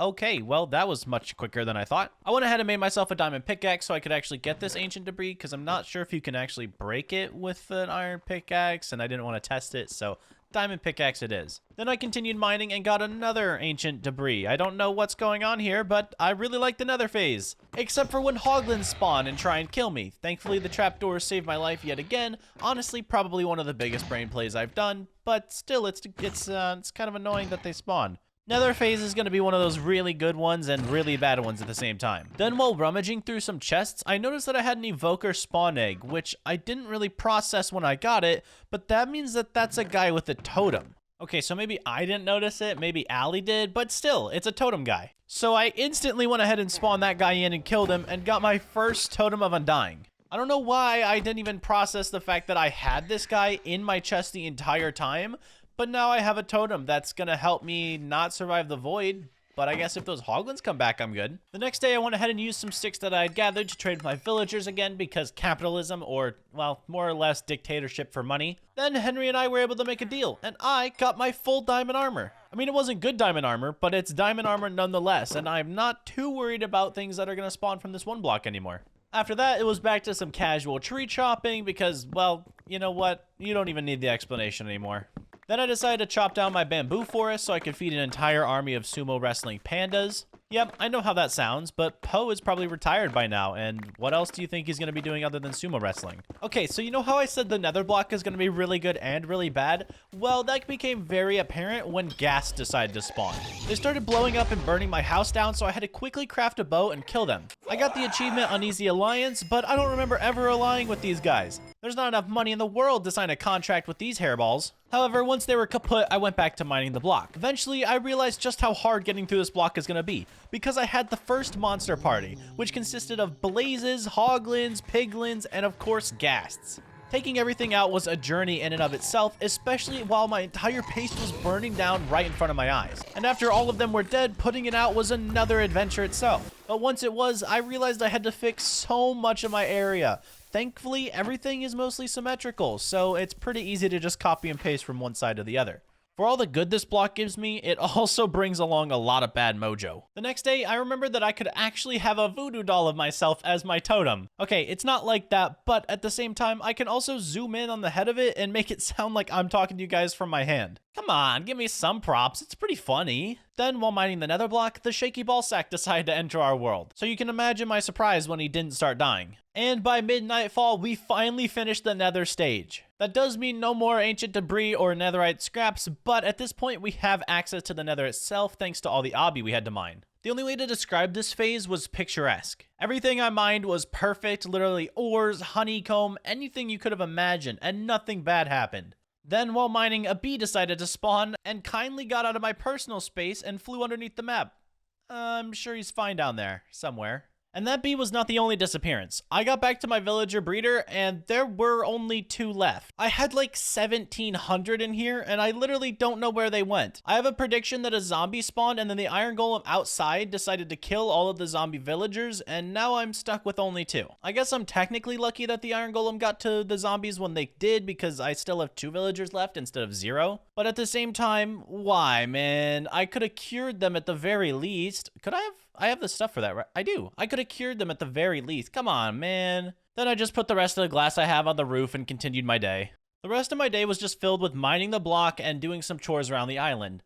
I would include all of it, but we're in the perfect stage where nothing bad's gonna happen, so the only thing interesting is just me swinging a pickaxe. So the next day. Day 39, I wanted to test whether or not my wood production could be more efficient if it was in the nether. So I made my first nether portal and headed in. It wasn't long before I found a warped forest and was able to start chopping some wood. Since the nether does technically have an infinite supply of wood, it is possible that it's better to just do all of my wood chopping in here and, well, democracy, capitalism, however you want to put it, for sticks so that I can become extremely rich. By the time that I was out, I had so much wood that I made it all into sticks, and you know what? It was quite a big amount. Unfortunately, since I just had, the zombie purge or whatever happened in there, I don't really have many stick guys to trade it to, so I guess these will just sit here for now. Day 40 was more of a chore day where I continued my deforestation efforts to get more capitalism with my villagers that were still in the breeding process, and then I kinda sacrificed an iron golem for iron. I know he did nothing wrong, but at this point, I'm kinda worried about how many materials I have. I don't think you realize how committed I am to being the richest person in OneBlock. Like, I actually spend days at a time mining wood. Like, literally no joke. So yes, I'm gonna say something about deforestation on day 41, because that's all I did. The next day, I realized how many villagers I actually had again, and it was time to do some more capitalism. These guys still think they're ripping me off when I'm trading them sticks for literal gems. Then, once I had a good amount of emeralds, I decided to start trading with the toolsmith. My diamond tools currently are pretty bad, and they don't have any enchantments on them, so I was just hoping for something better than what I currently have from the toolsmith. I didn't realize how expensive it was going to be to actually upgrade this guy all the way to expert or master, because, everything was expensive. The bells especially. At one point, he did give me some decent iron tools, but they really weren't what I wanted, and I did have to end up buying them to upgrade him. It wasn't the best thing in the world, but I also had to end up spending even more money on stone tools. Like, I think this whole capitalism thing needs to be rethought. I'm pretty sure this guy just scammed the crap out of me, but he did have some diamond tools for me at the very end, which were trash, but still better than what I had, technically. So I went ahead and bought 2 diamond axes from him and then left him alone. I feel like I've been scammed today. Since my entire emerald stock had basically just gone kaput, it was back to chopping trees. I swear, at some point in these 100 days, I will not have to chop trees for emeralds. But until then, here we are. Day 43, I took all of my hard-earned material and started scamming more Squidwards. After one of their own decided to scam me, I figured it was time to take from the entire village. It's nothing personal, well, I mean, if your nose is personal, then that's something. I did end up unlocking an efficiency 1 diamond pickaxe from the toolsmith, but realized that was also a really big scam. However, I bought 2 without realizing I don't have enough iron for an anvil, so that was completely useless. Again, the Squidward squad had gotten another one over my head, and I didn't even realize it till just now. The next day, I figured I would tackle this block a little bit more and see how far I could get into it. I have an efficiency 1 pickaxe and an unbreaking 1 axe, so I may as well see how far I can get. Overall, this place didn't have too much good loot other than the fact that it was giving me ores more than usual. However, every block in it was kinda useless, and it was just like 2 or 3 blocks from every stage. The next day, I went back to the block mining because this was my favorite stage. The amount of resources that I'm currently getting from this thing is kind of nice. Plus, now that I was able to trade for a shovel, it's a bit easier getting all the materials. If you hadn't noticed, the other 44 days, I hadn't been mining this thing with a shovel, and every single block that required one was broken with my hand. The only thing that spawned were donkeys, which I had to kill for leather because I need an enchantment table, which requires books, and I haven't been breeding my cows, so sorry. And after that, some slime spawned, but they were kind of ill-important, plus I value materials over bouncy balls. Then at one point over the next couple of days, I realized that I had collected enough dirt from a few stages to actually make another farm. Or, better yet, correct my current farm. This bamboo farm was actually not really supposed to be here. I don't care that much about bamboo, and it looked really bad, especially with me using gravel as the floor. So I replaced it with dirt and started my fourth farm? I'll count the sugarcane as a farm. I still haven't gotten a carrot or a potato yet, so I'm still using wheat to breed all my villagers. The next day, I mined straight through to see if I could get to the next level. To my surprise, I'm on level 9, which means I'm in desolate land. Somehow, I'm only 1 level away from the end, and it's only day 47. Thankfully, I still have a lot to do on this 1 block. Or, as it's turned out, a few blocks of wood. After a full day of mining, I realized that my villagers weren't breeding because they didn't have enough beds. So I went to my sheep and started shearing all of them. I did accidentally hit a mushroom, and it was now a cow, but, I mean, I have a few more mushrooms, so it's okay. Let's hope this amount of beds will get me all of the villagers I could possibly need. On to my next activities, which were dealing with the animals because, well, I needed to breed them at some point, right? And I realized that all of the sheep were kind of killing all of the grass, so I had to protect one little piece with some fences. After that, I broke some more trees, traded with the villagers, and then stumbled upon a supercharged creeper that came from the 1 block. Thankfully, I took care of it, then had to fight off 2 evokers, giving myself 2 more totems. I'm pretty happy with the fact that I have, well, more mini-me's, but at this point, the only way I'm gonna die is from falling off. Next up was enchanting. I figured it's been long enough, and all of my tools were in desperate need of an upgrade. My axe was really good with enchants, my pickaxe could have used unbreaking, same thing with my shovel, but any of it's better than what I've been using, aka unbreaking 1 stuff. Then I cleared some of my gear from its enchants and decided, I hated all of the things I just got. Yeah, you noticed this too, right? It's all fire prot 3. That's terrible. Once I re-rolled it all, I got unbreaking 3 on 1 piece, prot 3 on 1 piece, and aqua affinity on 1 piece. So I don't know if it was better for me to keep the fire protection or not. Technically, the gear did get an upgrade, so I'll take it. After that, it was back to mining the block because I knew I was this close to reaching the end. Not that I'm ready for it or anything, but I figured I should try to get there. At one point, a giant train of silverfish decided to spawn on me, but they don't really do damage, so it was kinda cute, actually. I had to fight off another monster party, but at this point, nothing really stops me. It consisted of silverfish, some skeletons, an evoker, obviously some cave spiders and vexes, but truly, it wasn't that hard.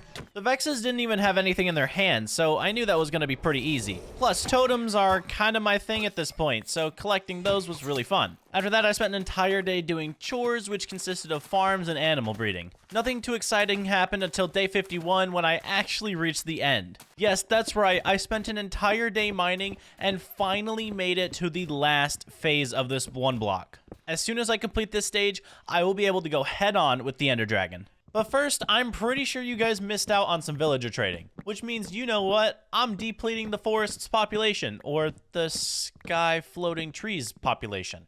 Then I headed back to the Squidward squad to scam more of their noses.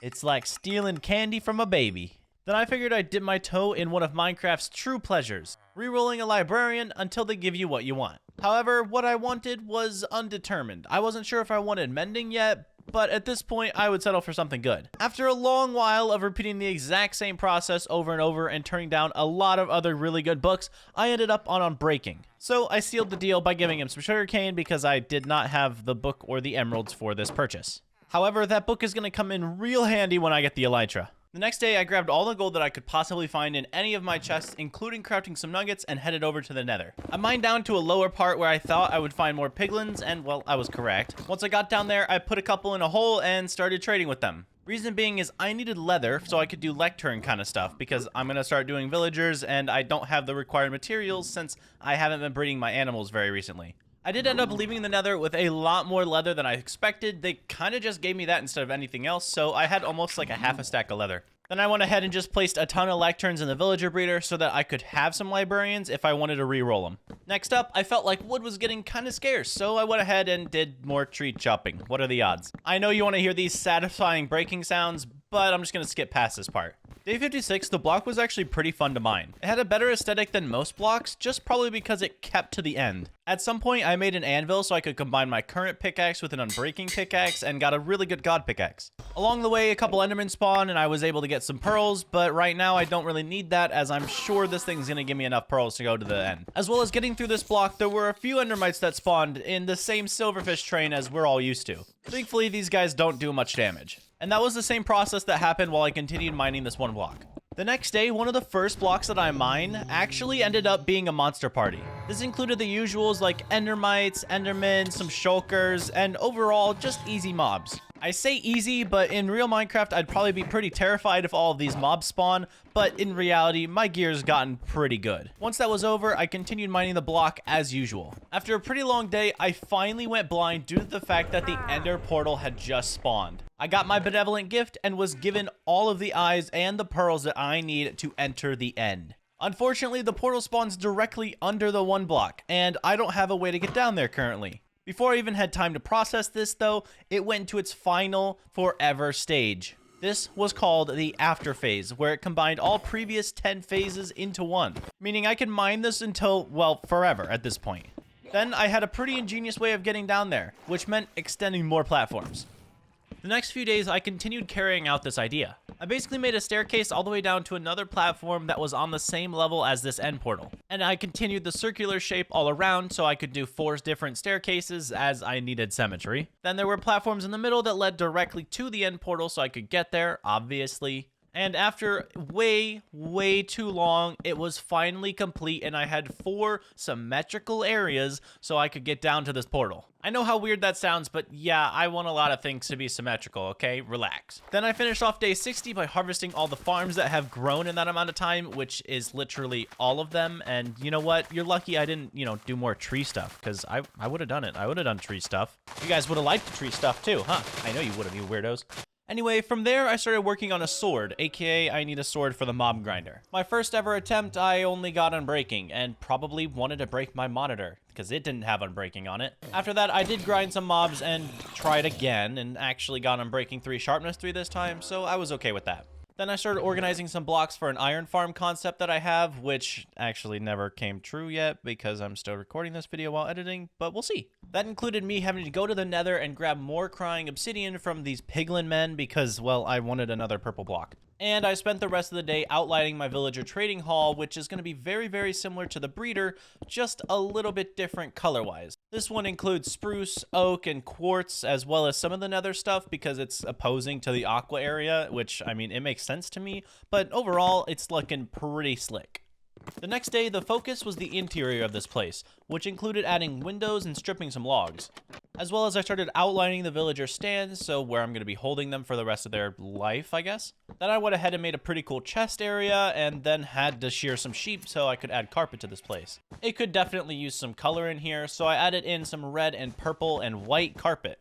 I don't know what it is, but I just love this checkerboard pattern in the carpet, and I will always use it. The next day, all I did was work on the roof of this building. This time I wasn't watching a Sidemen video to get me by, so I was a little bit more focused. However, the roofs of these places are always really complicated, and especially since I don't have glass right now, I kind of have to work around the fact that I don't have all materials. I used the normal stairs, slabs, and trap doors on the outside so that it bumped it out a block, and then continued on the top where I would add in blocks that I thought would look cool, such as magma, quartz, and nether brick. And I finished off the top with more spruce stuff, and I think it looks pretty good. I spent the entire next day moving 8 villagers in the Great Villager Migration. Basically, I took them from the breeder and put them in their forever home. And as you guys know, boats go in water, not on top of wood floating in the sky, so it took a while, but that's literally all I did today. After getting the villagers into their, well, technical forever home, I had to get them into the one block they'll be standing for the rest of their lives. So I slowly corralled all of them into their own separate areas, and then tried to give them jobs. Yep, this was a mess. For some reason, every time I tried to give a villager jobs, it wouldn't work, and another villager would want that job, but they weren't near the thing, so I don't know what was going on. Eventually, I crafted all the jobs that I was going to be using, so 8 different things, which included armorsmiths, toolsmiths, and librarians. Then I put all of those down at once, and villagers did start accepting jobs finally. At that point, I thought they were just fed up and finally accepted life. As soon as a villager I wanted to have a job accepted it, I instantly locked their trades. The hardest ones are definitely going to be the librarians, because they still don't want their job, and when I give it to them, they want the other's job. I don't know what's going on there, but they're just really weird, and it's going to take a while, especially since I have to re-roll them a lot. Oh, did I mention re-rolling? Yeah, that's what I did the next day. First up, I wanted mending, so I re-rolled until I had that, which was a long process. Then I wanted anything between sharpness, prot, and efficiency. The next book I was given was efficiency, so I was like, okay, that's really cool, but I think the next one I should get is prot, which took me the entire day to do. Mending and efficiency happened within like the first 20 rerolls. Prot happened within the first 1,000. I don't know what was going on with this guy, but I finally got protection 4, and I even got it for 24 emeralds. That is a crazy good price, so I'm totally fine waiting the whole day for that.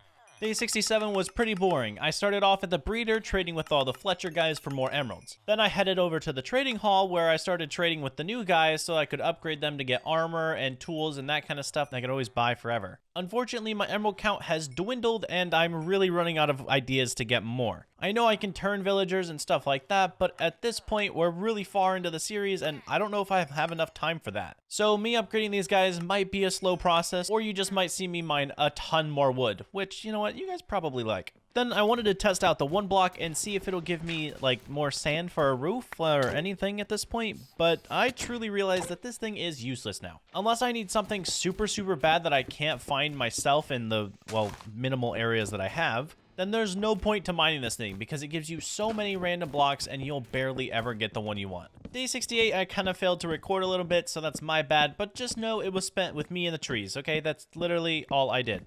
Remember how I mentioned when I needed more emeralds? Well, I figured the best plan of action to get more emeralds would be to build more trees. And to do that, I had to get 2 more platforms going first. So I spent my time making 2 more circular platforms to the left and right of my current spruce tree farm. These were going to house just as many spruce trees that were on the other island on these islands. That makes sense, right? Anyway, while looking over the void, I still get severely terrified. I don't know when I'm going to not feel... Wait, I need an elytra and then I won't feel terrified. That's right.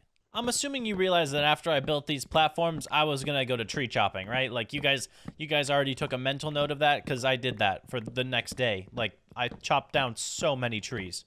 That was my only goal, was trees. Why? Sticks. Why? Emeralds. Why? Dictatorship. Tree chopping got so intense that it kind of bled into the next day since I didn't even do the oak trees, and then more trees grew and it was a cycle. After that, I also had to finish up some farming jobs, so this was more of a chore day, but definitely needed. After I had this huge amount of wood, I had to turn it all into sticks so I could do some trading.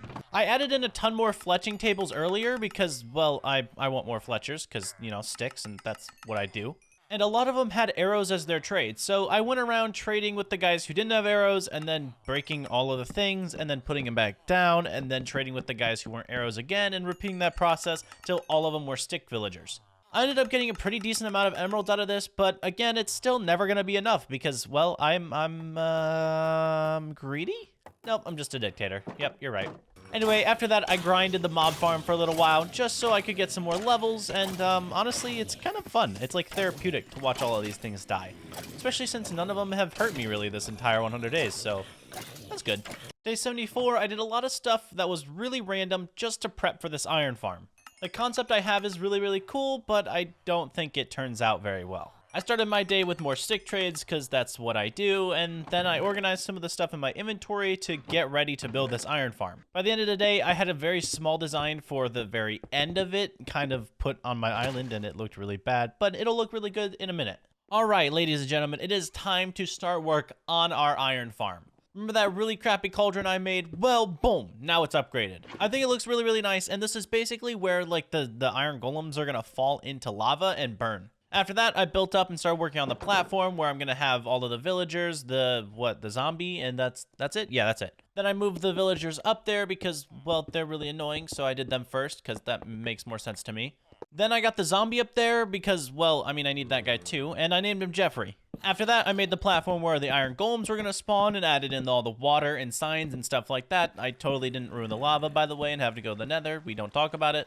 Then after all of that hard work, it didn't work at all. Like literally, it didn't work.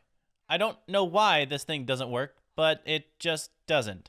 So I had this amazingly ingenious idea to add more villagers up top, so I added more rails, got them all the way up there, and it started working for a little while, okay? And the reason I say a little while is because after I slept one time, it stopped working. I've built iron farms in the past, and this is still like a good design to do it. I even tested it in a creative world, and it still just doesn't work in this world for some reason. Like, I think after 40 iron, it stopped working. I don't know what's going on. Is it too close to my other villagers? Is it too close to villagers that are spawning iron golems? Because if so, I can fix it in 200 days if you guys want that. If you guys want 200 days, make sure to hit that like button down below, because we're going to hit for, what am I doing? 50,000 likes. Yeah, that's a lot, actually. You know what? You guys can hit it. 50,000 likes for 200 days, and I will fix the iron farm then. Okay, so I just realized we're on day 80, and I have this portal that I haven't even gone through yet, so I decided it was time to make all the gear I need to fight this dragon. Obviously, I'm combining books right now, so I can have full prot 4 Unbreaking 3 mending gear in the end. Yeah, the end. Fighting a dragon, duh. And to do that, I had to, well, get a lot more levels than what I had, so we were at the mob grinder for a little bit, but eventually I did have a full set of prot 4 and Breaking 3 diamond armor. Then I grabbed my bow, blocks, some other things that I think I'm going to be needing in the end, and it was time. I think I'm ready to finally face the Ender Dragon. 80 days later, and I've given myself enough confidence after breaking a singular block, and you know what, I could have done it on day 50. Come on now, you know me. Alright, day 81, I rummaged through my chest and grabbed all the pearls and eyes of Ender I'm gonna need for this portal. It is finally time I go and take on the Ender Dragon. I started as a man on a dirt block, and now I am a man ruling the sky. You know who else rules the sky? A dragon I'm about to clap. I jumped into the portal, and man, it looks great in here with shaders. First things first, I took out the covered crystals because, well, those ones are the most annoying.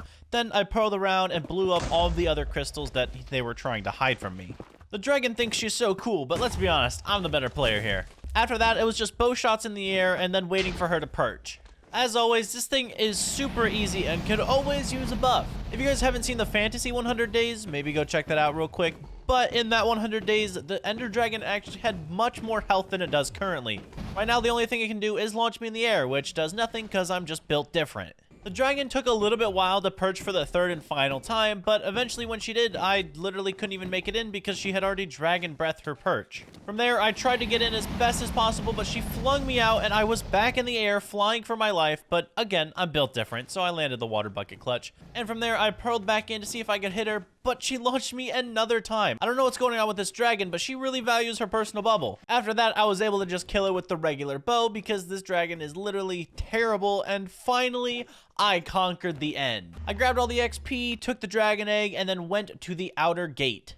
From there, I spent 4 days of terrifying travel trying to get to an elytra. The worst part about the end is the fact that you never know where, first off, your escape is, or where the heck this stupid elytra is. It always takes so long to find. Eventually, I did run up on an end city, but there was no ship. Fortunately, while looting this place, I actually noticed another end city where there was a ship.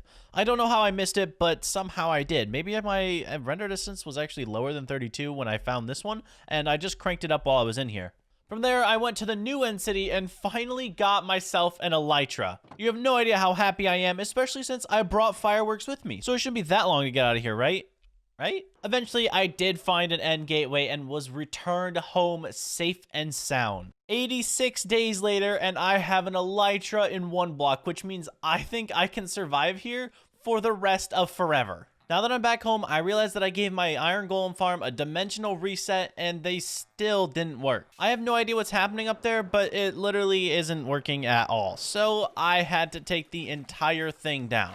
The cauldron is currently still up at this point in the video. I don't know if I'm going to take it down or not yet because I do have a design that I would like to have there, but this iron farm just doesn't cut it and I don't know what's going on with it. Maybe you guys can help me down below in the comments, so make sure to let me know your thoughts because I have literally no clue what's going on with it.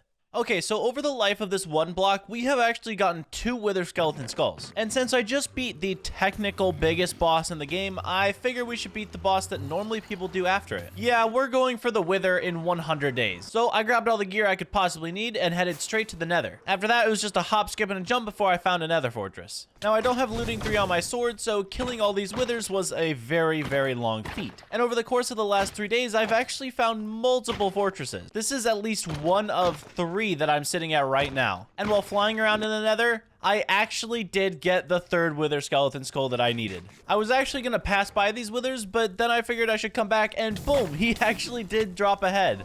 3 days later, and we have 1/3 of what we actually need, and 2/3 of it are already in the chest at home. Unfortunately, when I went through the portal, I realized that it was raining when I got back. If you guys don't know, I've had a pet this entire 100 days, or at least most of it, and I named him Ballsack, and he was a strider. Do you know what striders die to? Yeah. Rain. As soon as I got back, I got to witness him die. I didn't have any blocks to cover him, and I don't even know what to say anymore. All I could do was grab an item frame and put his remains in that, and here lies Ballsack. I know it was a really bad name, but he'll forever live in my heart. I know we just suffered a loss, but it's time to make this game suffer a loss. I grabbed everything that I needed for the wither and headed into the end. Now, I have never done the trick to make it, like, not actually fight back underneath the bedrock, but I figured I'd try it. So I mined out the cavity and then, set it up. As I placed the last skull, I realized that I actually did it first try, and I didn't even look this up. The wither was stuck underneath the bedrock and was not able to hit me no matter what it did.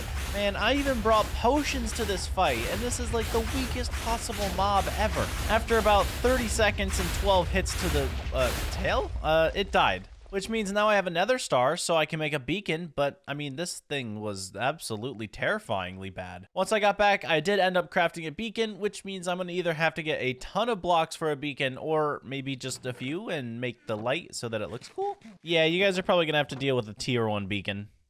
Upon looking at this very failed cauldron, I figured it was time I take it down. The farm never worked, even though I wanted it to so badly, and I really love this cauldron design, but at this point, it's not worth it. This thing has been up for literally no reason at this point, so I just took it down. It was sad to see it go, but realistically, I can't have this on the island when it's not doing anything for me. Plus, I have a really cool idea that'll go right here. Alright, so day 93, we now have a beacon, which means I have a goal to get. First, I started off my day with grabbing some oak wood, and then making a small pond where I'm going to put the beacon. I added in some diamond, gold, and iron blocks to make it actually function. I don't have enough right now to make a full beacon, but right now I can at least set it to speed, as well as have that lovely beacon effect in the sky.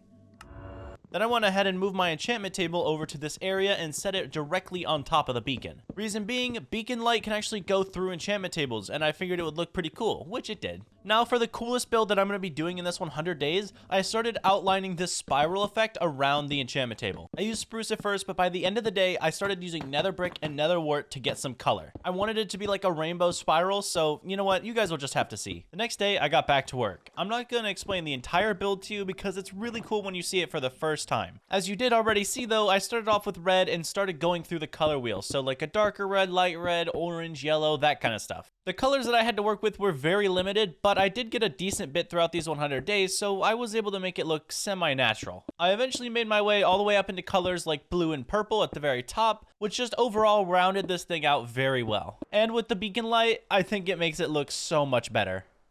Day 95, I pulled a grade A YouTuber and forgot to record. Yep, that's the sun setting right now, but as you can see, I added a bit of detail, including some glowing bulbs around the side to make it, well, even more magical.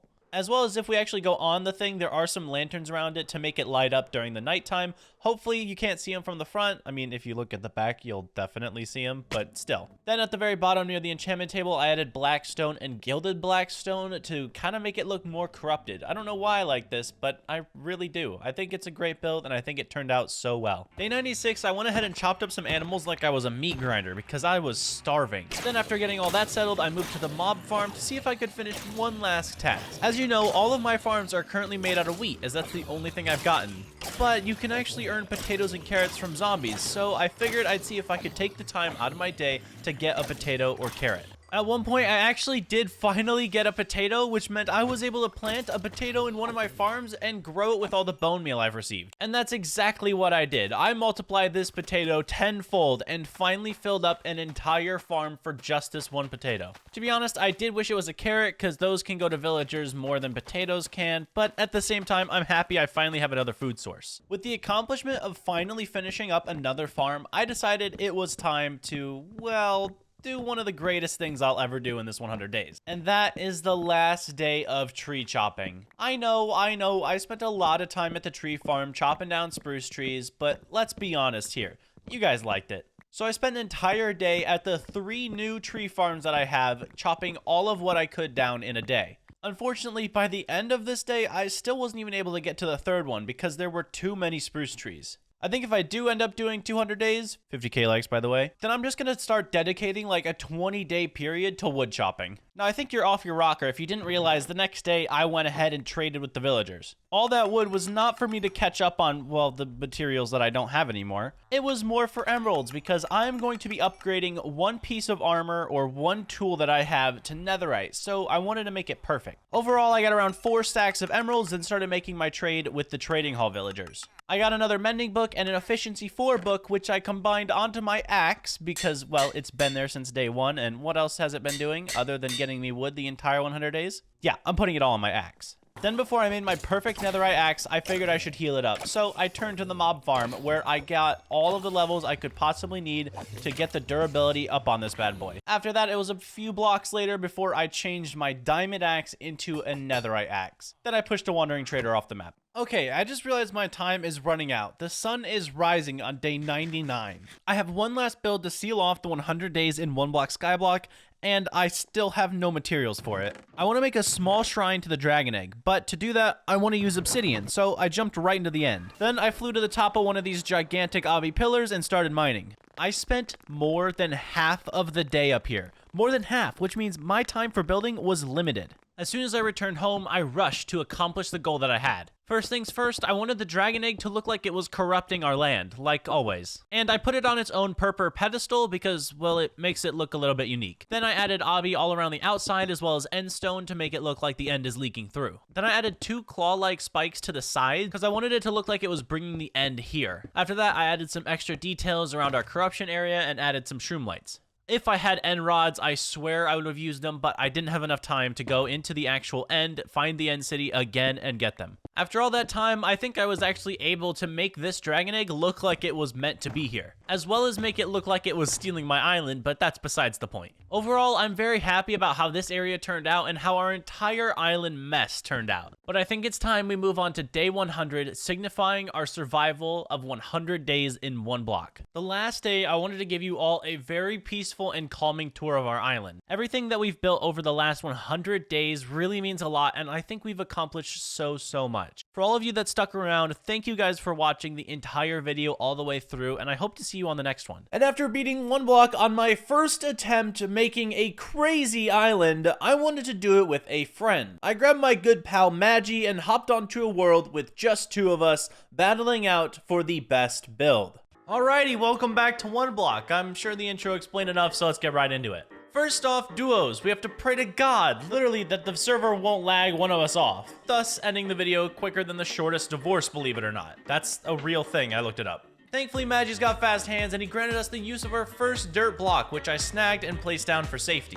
From there, the block went through its tutorial phase, giving us dirt, wood, and a chest. This gave us our first sapling so we can hopefully not have to rely on the block for wood. The next plan of action was expansion. As he broke the block, I started our smallest of expansions with slabs. In doing so, the block eventually summoned a large slab of bacon. Well, to be determined as bacon, I guess. Then we were gifted a bucket with a job of going under the block to place a block, thus catching the falling blocks like gravel and sand, or just possibly us. Speaking of falling, once I was done with this task, I started a water safety net, something Magi suggested from his Skyblock series. I mean, it might help him, but a pro like myself, I don't fall, much less die. As the day seemed to start its closing, the OneBlock gave us our gift, signaling that it was time for the next phase. But to be honest, it's kind of just phase 1 at this point. This was the tutorial. And while that's going on, consider subscribing. All you have to do is boop the subscribe button and you'll be a much cooler person.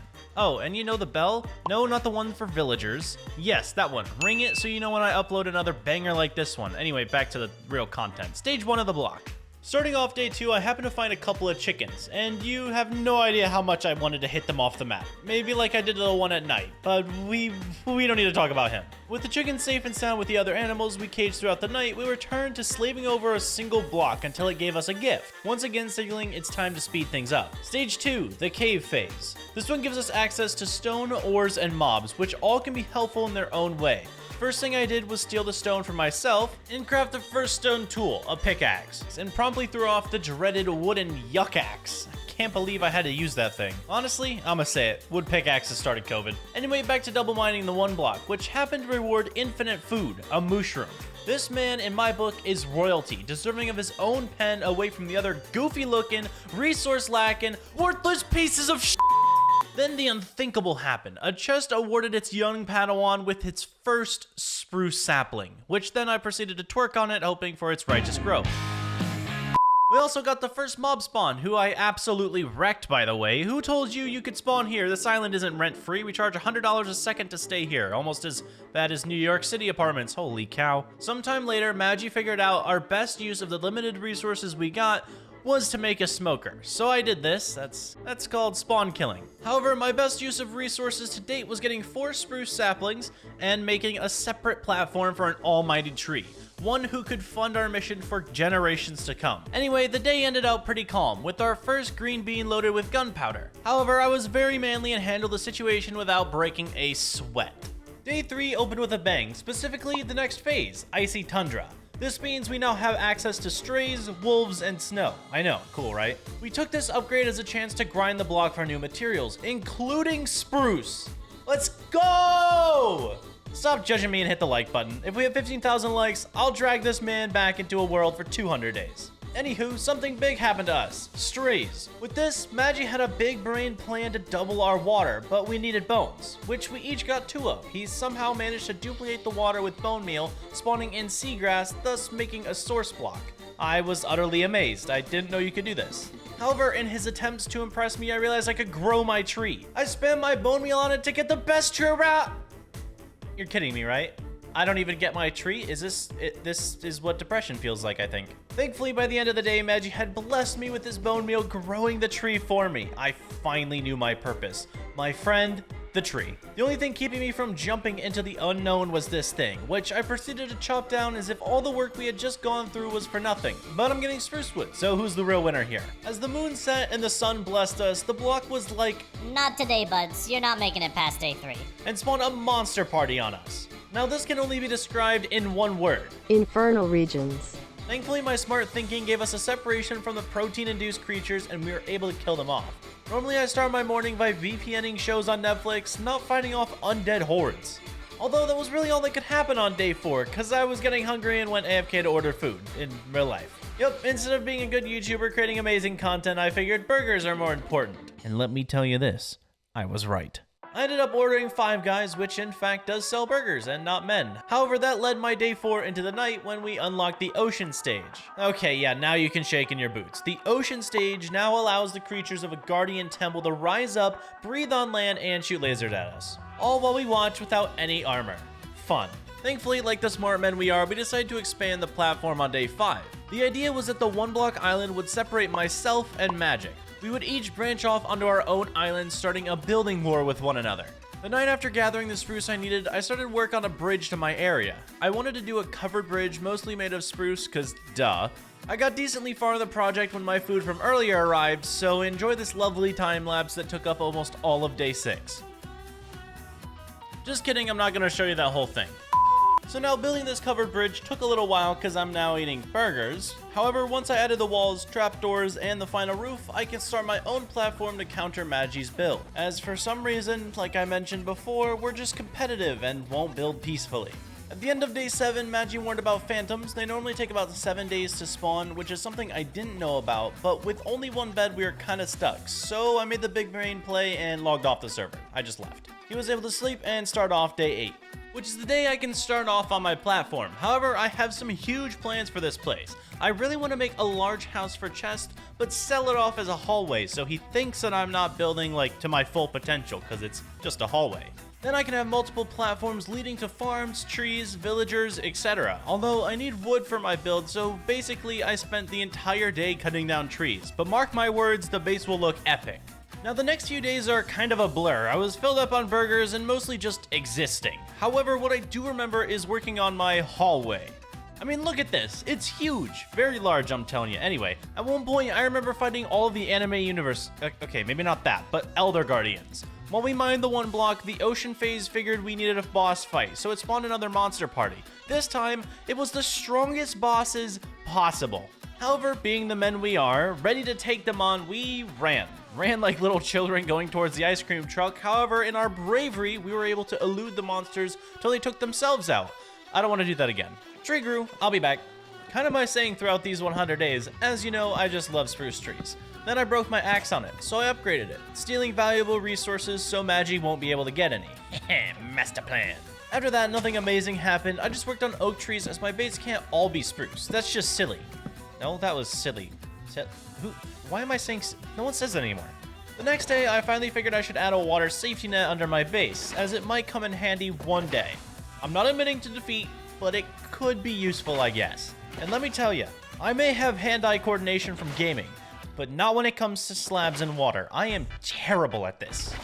I went to Magi's side of the void to check out his water wall, and then a tree tried to kill me. I actually thought I would die to this, as I was mid-jump landing looking at the water, but once again, I was unscathed. After a near-death experience like that, I figured why not give Magi a gift, so I threw an egg at him. It did nothing but sentence a chicken to death. By me, and not the void, of course. Thankfully, the water wall was there and caught me after slicing and dicing tomorrow night's Kung Pao chicken. But before the day ended, we mined the OneBlock until it spawned Satan on us, which knocked me down to 3 hearts. However, this man wanted a taste of the ocean, so he jumped off, but didn't fully leave us. So I big-brained a plan, made a bow and arrow to shoot him off, which worked, thankfully, because that guy hurt me more than my mom with a belt. As morning arose, we are now on the jungle phase, phase 5, the one with Vexes. I honestly want the Guardians back now. These things even did more damage to me than the Guardian, and neglected to inflict such harm on my teammate. I'm pretty sure that's racist, but just go at that guy, not me. Although we did survive, I'm upset I had to eat more mushroom soup than he did, further depleting our infinite food supply. The OneBlock was quite kind to us for a while and just gave us resources we needed, but with the mob threat looming, we figured it best to fence in the block. We even made it look okay, like decent, less than pretty, but working. You get it, now nothing can get to us. Something got to us. A monster party spawned, ruining the fences we just made 5 minutes and 12 seconds ago. Thankfully, we handled it and rebuilt the fence ugly, because he wanted to be safe and all. Afterward, we just mined the OneBlock till morning. And pretty much all throughout that day until the block finally upgraded to its next phase, the Red Desert. This gives us, sand, so that's good, technically.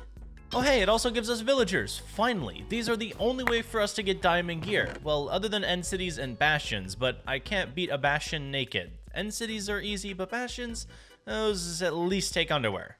I made a dead coral house for these guys as we got multiple and let them rest for a long day of birth. From the block, they didn't do the baby thing yet. Also, the house I made for them is not ugly, I swear. We also don't keep it for like 40 days. We probably take it down. We totally don't. Day 17, I went back to my hallway house. Okay, really, it's just kind of gonna be for chests. It still needs a roof though, which was kind of finished later in the day. I say kinda since I still want to do a lot to the top of the base. I started work on a clock tower section of the build, which later had no clock and no tower. However, I put a lot of design into this bad boy, making it pass off as a decent build. Halfway through my work, Maggie needed help on the mob farm, and since I've done this tons of times in the past and have even done a OneBlock on it, I figured I'd help him out.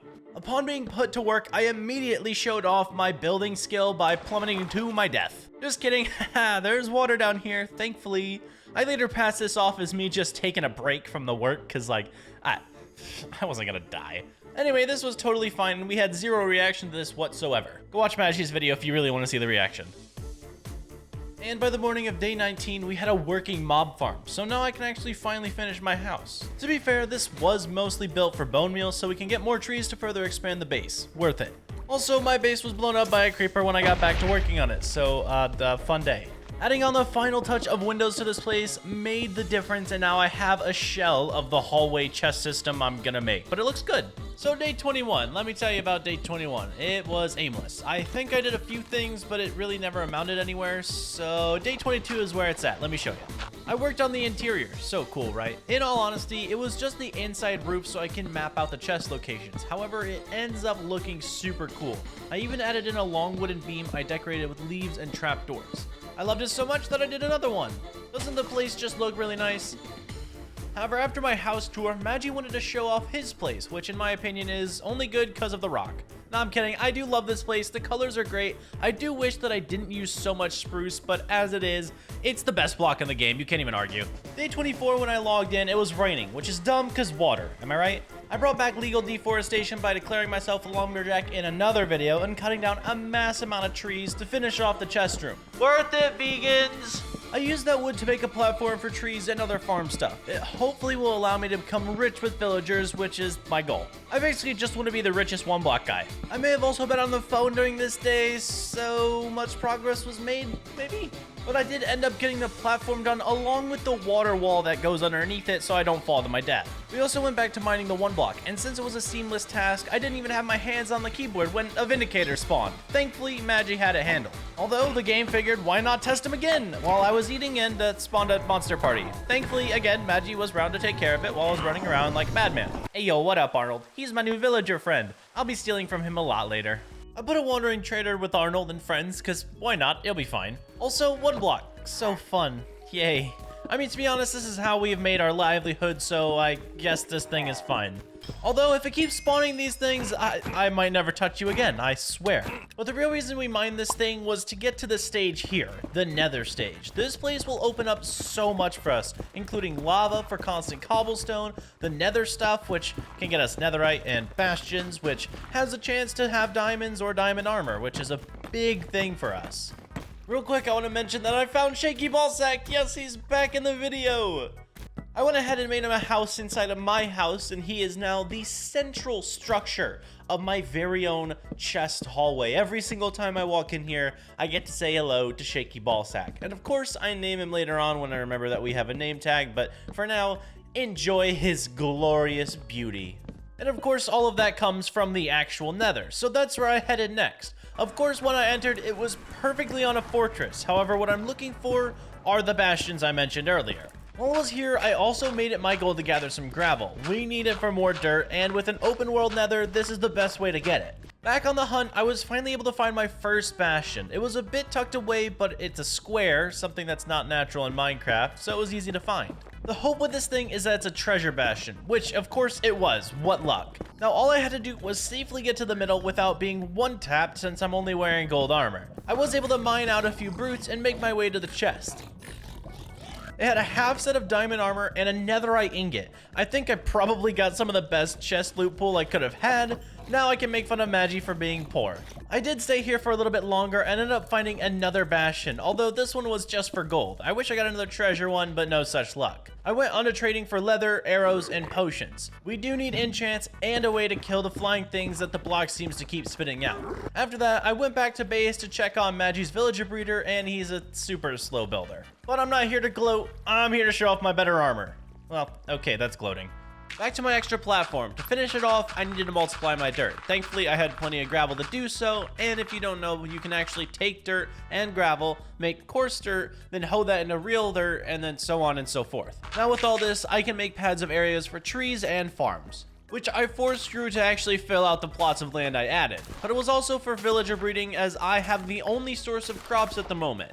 Then I added in my favorite trees, as it's the only reason I even built this place. Plus, they look really good fully grown together. And while it was hard at work, Magi basically did nothing. I mean, if you count building a villager breeder and trading hall nothing, then you're right on the money. But enough of him, you're here for one thing and one thing only. Trees. Yes, me back on my grind, ready to deforest the one and only forest we have access to. Then I traded in hard work and growth for a child, as it's done in modern day culture. Basically, I want to be chilling here and waiting for this baby to grow up into a weaponsmith. I mean all of this literally. I'm gonna sit here for a day or two and watch. It is creepy, maybe, it's debatable, nope, probably creepy. Once Linda was all grown up, it was time to give her a job. From here on out, it's my job to consistently trade with villagers, specifically her, all the way up to diamond tools.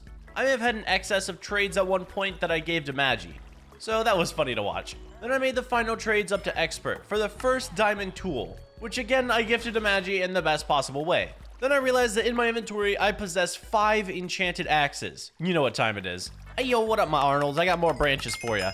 I used those to then finally max out Linda to give me yick axes. I'm not super interested in them since I'm more of just a regular axe guy, but I think Magi might want one. The rest of the time was just me spent annoying him, which to be fair was fun. And you can't even deny, annoying someone to the brink of logging off is surely a great time. Now that Magi's breeder is done, we have to get some villagers over to it. The idea is that the villagers will do the deed, and only the kid will be able to make it to an enclosed area for us to arrange their, homes. Yeah, that's better than prisons. My job was to get single villagers out of our coral prison to travel to a new home. It really wasn't that hard. However, if they lack any brain cells, they could end up just walking off, because maybe it'd be fun. Well, it'd be funny for me. Magi might throw a fit though. Well, that's cursed. What in the world? How does that even happen? Anyway, back to my job, controlling the air supply.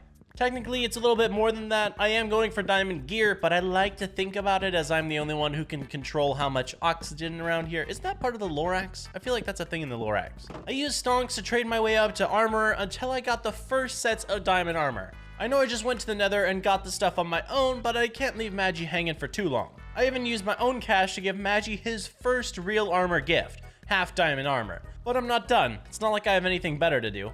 The very next day, I was able to get us gear up to full diamond armor. We finally look like we know what we're doing, but we don't, I promise. After that achievement completed, I wanted to expand my land and start a massive project for these 100 days.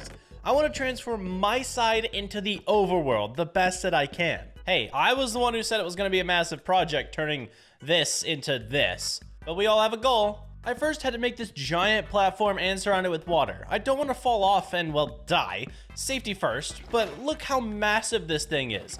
Might be a little too large for me to handle at this point. I don't know what I was thinking. Alright, task 1, fill this large man in. I'm going to need so much to fill in this giant circle, but since my entire life has been devoted to tree population control, I think I can handle it. Task number 2, light this bad boy up. No one wants to see the overcrowding creepers and spiders on their island, especially me. I'm terrified of spiders. Want to know something even more terrifying? The largest spider ever recorded was over a foot long.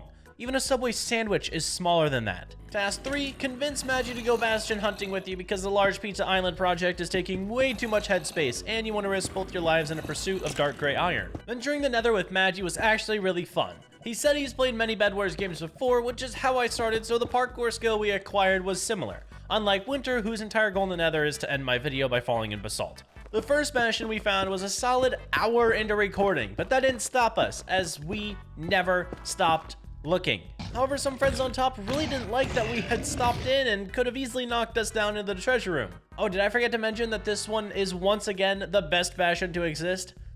Haha, welcome to my luck. So before we went into the main room, we figured it best to kill all the piggies and steal from the other half of the bastion. Since this place is the uncooler half, I didn't expect much. Correct in assuming, because the stuff here was hot garbage, even for people who only have access to clouds. Now on to the real stuff. The main room had 2 more diamond pieces in it. Of course it happened to be the helmet and the boots. If I found this place earlier, I could have had a full diamond set without using villagers. And the chance of that in this kind of world is only 0.04%. No, I didn't make that up, I swear. Back to real stats. Did you know that bastions have a 60% chance to spawn instead of a fortress? Well, that must have even been higher for us because not 4 minutes later, we mined our way into another treasure bastion. However, this one wasn't a piece of cake. Not only did Magi fall into the lava right off the bat, but I had to jump down and clear my way through brutes. Not a fun time, especially while being chased by 2 undead men while my shield was disabled. Thankfully, we were able to grab the loot and piece out of there. I got a few more diamond pieces as well as 6 diamonds, and he got netherite pieces. Lucky son of a... That has been more than enough fun for these few days. So we headed back home with our gear and closed a lovely chapter on the nether. I'm going to regret saying that, I know it. You know why I regret saying that? I took 7 stacks of gold in the nether to trade with piglins. I second guessed even my narrator self. Although, I know why I did this. Iron. We had such a lack of iron on the island that we couldn't even get an anvil if we tried. So I used the gold that we got to trade it in for pearls, iron, potions, and leather. The basic best gear you can get from here. Alright, back to the grueling process of finishing off my larger platform. I had to deforest a bit for the oak, then turn that into slabs and finish the exterior ridge. Speaking of the lack of forest, time to spend my day doing exactly that. But while I do, I want to mention how I cut down over 6,000 logs, which is 99% more than Magi here, so who's doing the real work? I then used the Pillar of Creation, patent pending, a creation by yours truly, Magi. I had no input on this thing, but it spits out a heck ton of cobblestone, which is what I need, so I'm fine with it. I sat here long enough to attend college and realize I hated it, so about 20 minutes? Okay, that's a lot of cobble. Oh, I just realized you have no idea why I'm doing this. So the goal is to make the overworld, right? Well, what better way to do that than to make a gigantic waterfall archway?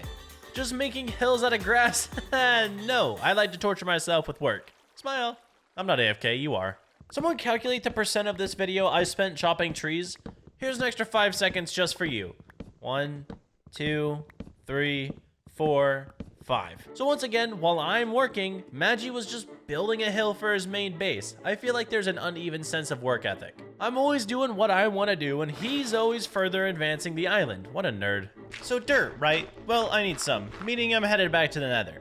Yay, exciting. But this trip needs talked about. I think I stepped in the matrix as soon as I arrived here.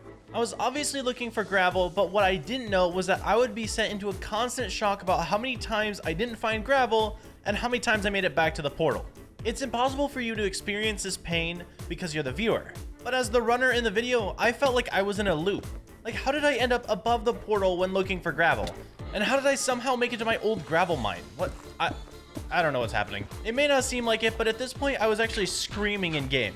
And Magi was having the time of his life laughing at me because I didn't know what the heck was going on. But to spare you some pain, the rest of these days were just coarse dirt conversion. I needed a heck ton of dirt, and even that is an understatement. On to the archway build. This was one of the hardest things I ever had to do, and obviously you're seeing a much shorter version because it took me an hour to do.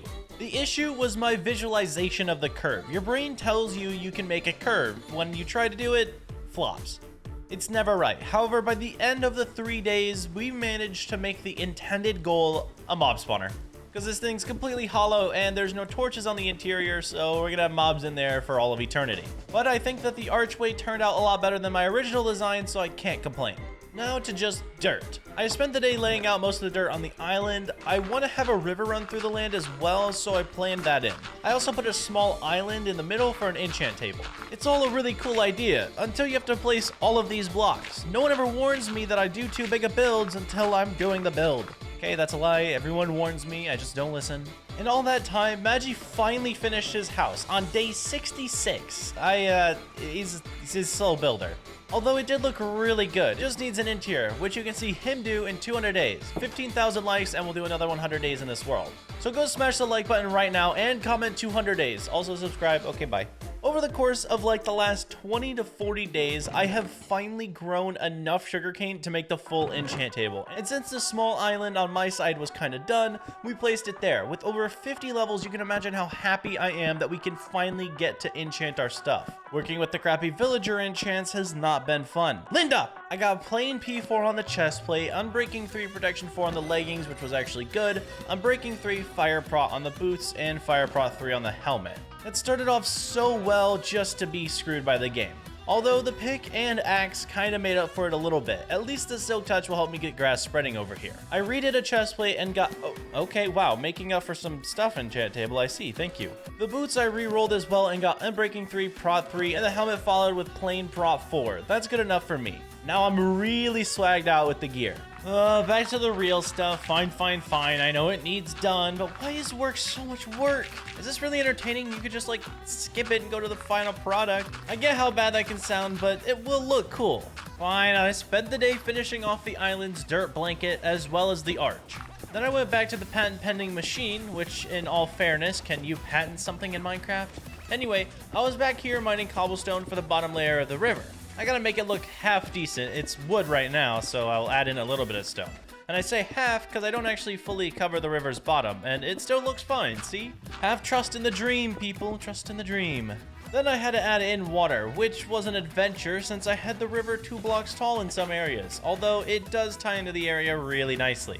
I think I outdid myself on this one. I was even making Magi jealous, but how could I not? Look at this place, our very own Zen garden in a way. However, it's been a minute since I have done the real objective of the video, OneBlock. I wonder how many days it's been since I mined this thing. But we are at a point in the video where we should have really already fought the dragon, so I'm in endgame mode right now. We need to finish off the block and get to stage 10 ASAP, otherwise the entire video's goal is ruined.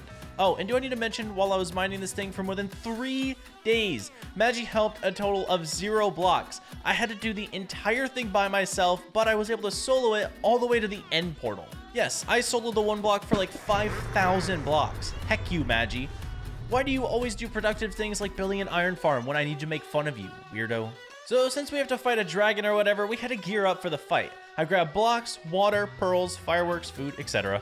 Then I wanted to get a mending book for my elytra, but we also needed a breaking, and I didn't think about that ahead of time. Instead, I added mending to like everything I had, because that's needed to fight a dragon. Well, to be fair, the dragon only hits me like 1 time every blue moon, so I mean, I probably didn't need mending, but I like it. Also, during V-Day, Attack of the Vindicators, I switched my axe over to Netherite, because damage. Now back to present time, where I pointlessly changed my leggings into Netherite. I could have gone for the chestplate, yes, but hear me out, they look like jeans, so I kind of like it. Alright, fine, enough joking around, it is time to beat the dragon. But now before I trick shot you first, even I'm shocked I hit that. I have like a 4% chance to even remember what slot my bow's in, and this was a trick shot. Time to make the dragon feel the same wrath I just forced onto my teammate. The fight itself, like normal, is so intense. Not that I just instantly take out the crystals, then stabby stab the dragon. Cool, now onto the fun stuff. Elytra hunting. I found a city within 48.6259413 seconds of entering the outer end.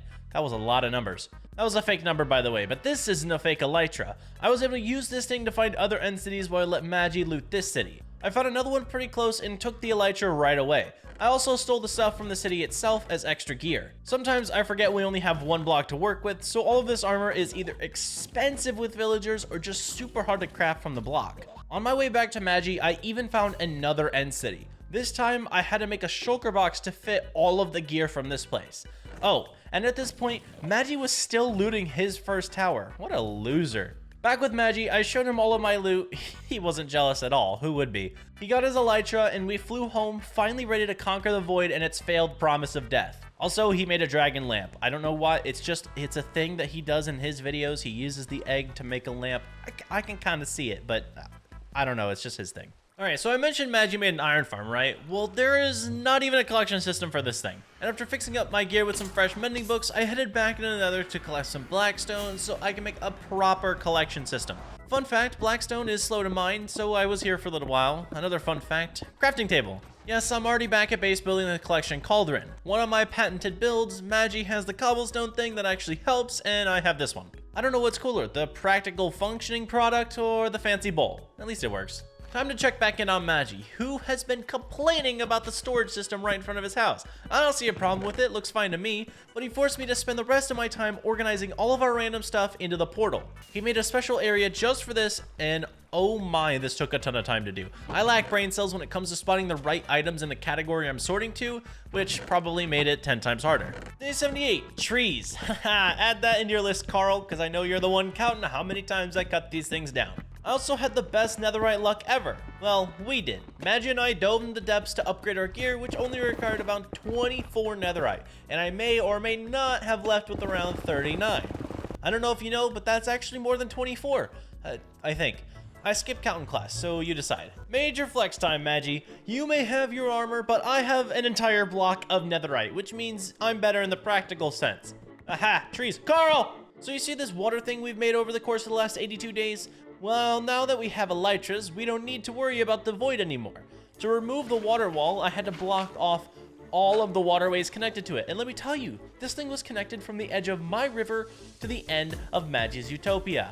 But once it was all falling, it looked so amazing. Probably the coolest thing I think I've ever seen in Minecraft. Just perfect circles slowly dissipating. Okay, let's talk. I finished my project a while ago, but we still have some days left and I'm itching to build something. So I took away my old island, the tree one, Carl, in pursuit of making 6 separate islands to surround the overworld, each with a dimensional purpose. I went to build all 3 dimensions on my side. Obviously the large overworld that you see here, and then 3 islands highlighting the nether and 3 more highlighting the end. The hard part about the entire thing was building all the platforms perfectly symmetrical. I hate having poor spacing, so I made sure each one of these were in the exact same spot on each side of the island. Symmetry. Carl! So to gather what I need for the islands, I made a few shulker boxes and headed off. My first stop, the end. I'm gonna need a ton of endstone for the islands, and by a ton, I just mean a lot. I don't think a ton is really needed, maybe like a half ton? Also, a ton of endstone would only be 1/3 of a block of endstone, so I don't know what I'm on about. I gathered like 3,000 tons of endstone, but enough talk. And yes, I actually did the math. Next, I needed some obsidian. Not a ton this time, but enough to recreate a small end island. Wait, I never told you the goal of each island. Well, I guess you know now. One version will be a smaller version of what I'm sitting on now. Well, the next one we do is an end city island, which means I'll need to gather a bit of this one. Is what I'm doing here gathering or taking? Stealing? Yeah, that's it. The last island we will work on is just the normal end, so I shot down chorus flowers so I can plant them myself. Then I went to the nether to gather the materials I needed there. Of course, the inside of the nether fortress first. If I'm to recreate it, I need the main material. I also got some oddities like quartz, purely decoration, but a good thing to still have. Next up was Crimson and the Soul Valley biomes. Then I tore down a bit of a bastion for a tiny recreation later. After that, I moved on to the Lord Forest and the Basalt biome, which is my least favorite, but still needed for this. And with all this gathering, it was time to get to work on the final product. I laid out the endstone on all 3 end islands and realized I still didn't even have enough. Did you know that the endstone texture is just cobblestone, but inverse? Pointless fact, but it's cool. The first end island I worked on was the Outer End Highlands Island. This is to be modeled after the OG end, just some chorus flowers on some stone.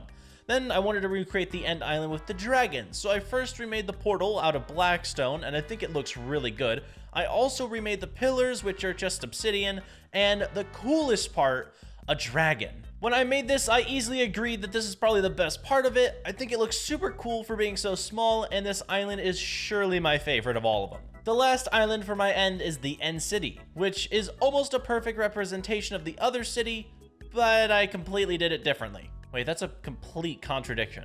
This one's much smaller and is broken down, but I think it works for such a small island and I really like it. The Nether Islands were a bit different. I added in the floor of the Crimson Warped Mixed Island, then flooded it with trees. Carl, it looks exactly like the overgrown biomes themselves. Okay, overgrown's an understatement. This is an absolute mess. It still looks good though. Then I moved on to a mixed island with the Nether Fortress on it, and a basalt frame. I show you these super quickly, but they actually take me quite a bit of time, so subscribe for more awesome videos like this one. Lastly, I worked on the Soul Valley Bastion mix. Now, this island in mine didn't turn out great, but it still looks good in my opinion. Plus, bastions themselves aren't even that cool looking overall, so I guess I did kinda well. While I did all of this, Magi was working on his own floating islands around the top of his base. I used them to look at my own area, and wow, this place looks so good. However, Magi might beat me out for these islands once they're finished. Next on my list of assignments was the Wither. We need a beacon in this world to look cool, so I was back to grinding out another item for us to succeed in y'all's eyes while Magi was just building up his own area. What is that all about? Again, I'm stuck doing all the hard work. What a flake. After that, I stole Magi's egg and put it on my end island to make it just that much better. On to the Wither. Magi has done this before, but still shakes in his boots finding this thing. But it wasn't like that hard. The Wither is super easy, and I can't help but laugh that Magi actually used a chest plate for this. However, we now have a beacon to display on our island proudly. One of the last things I want to do is get an unbreaking book. We still don't even have maxed out elytras, so that was my goal, and let me tell you, it took a while to do. However, with it, I can finally rest easy or fly easy. Maxed elytras are so much better than you think, and I swear I used too much durability on this thing anyway. After that, I did a small little thing, an Enderman farm. Cool, so you've seen it before. Then I'll just roll the replay of it and tell you that this thing is super slow. I don't know why, but this time when I made it, it just didn't work as well as I expected, and I think it takes doubly as long to get 30 levels, and I mean, it works. It works, don't get me wrong, but it just takes a lot more time, and that could be the fact like there's a server setting that I have to like enable or disable for this to work better, but I don't know. Any ideas in the comments? Anyway, time to do the coolest thing I will ever do. Max out a Netherite hoe, which starts my greatest project yet, the hoe undertaking. I make and enchant 6 separate hoes and then turn them into Netherite. Reason? I'm rich. Honestly, why not? 7 Netherite hoes in my name? That's a goal I want to have. With these, I want to hide them around the island in random locations so we find them in 200 days and get a good laugh. Plus, if I hide them on Magi's side, I want to see how long it takes for him to find them. And with all of these hidden, the 100 days is coming to a close. I whooshed around the island to view our success. And this is the last day to do so because the sun is now rising, which means day 100. And that was my journey through the void. I have tons of other videos that couldn't quite make it into this best hits album, but be sure to watch all those linked down below. Thank you guys so much for sticking to the end of the video. If you did enjoy, make sure to hit that like button and subscribe. It lets me know if you like this type of stuff and if you want to see more. But until next time, peace out everybody.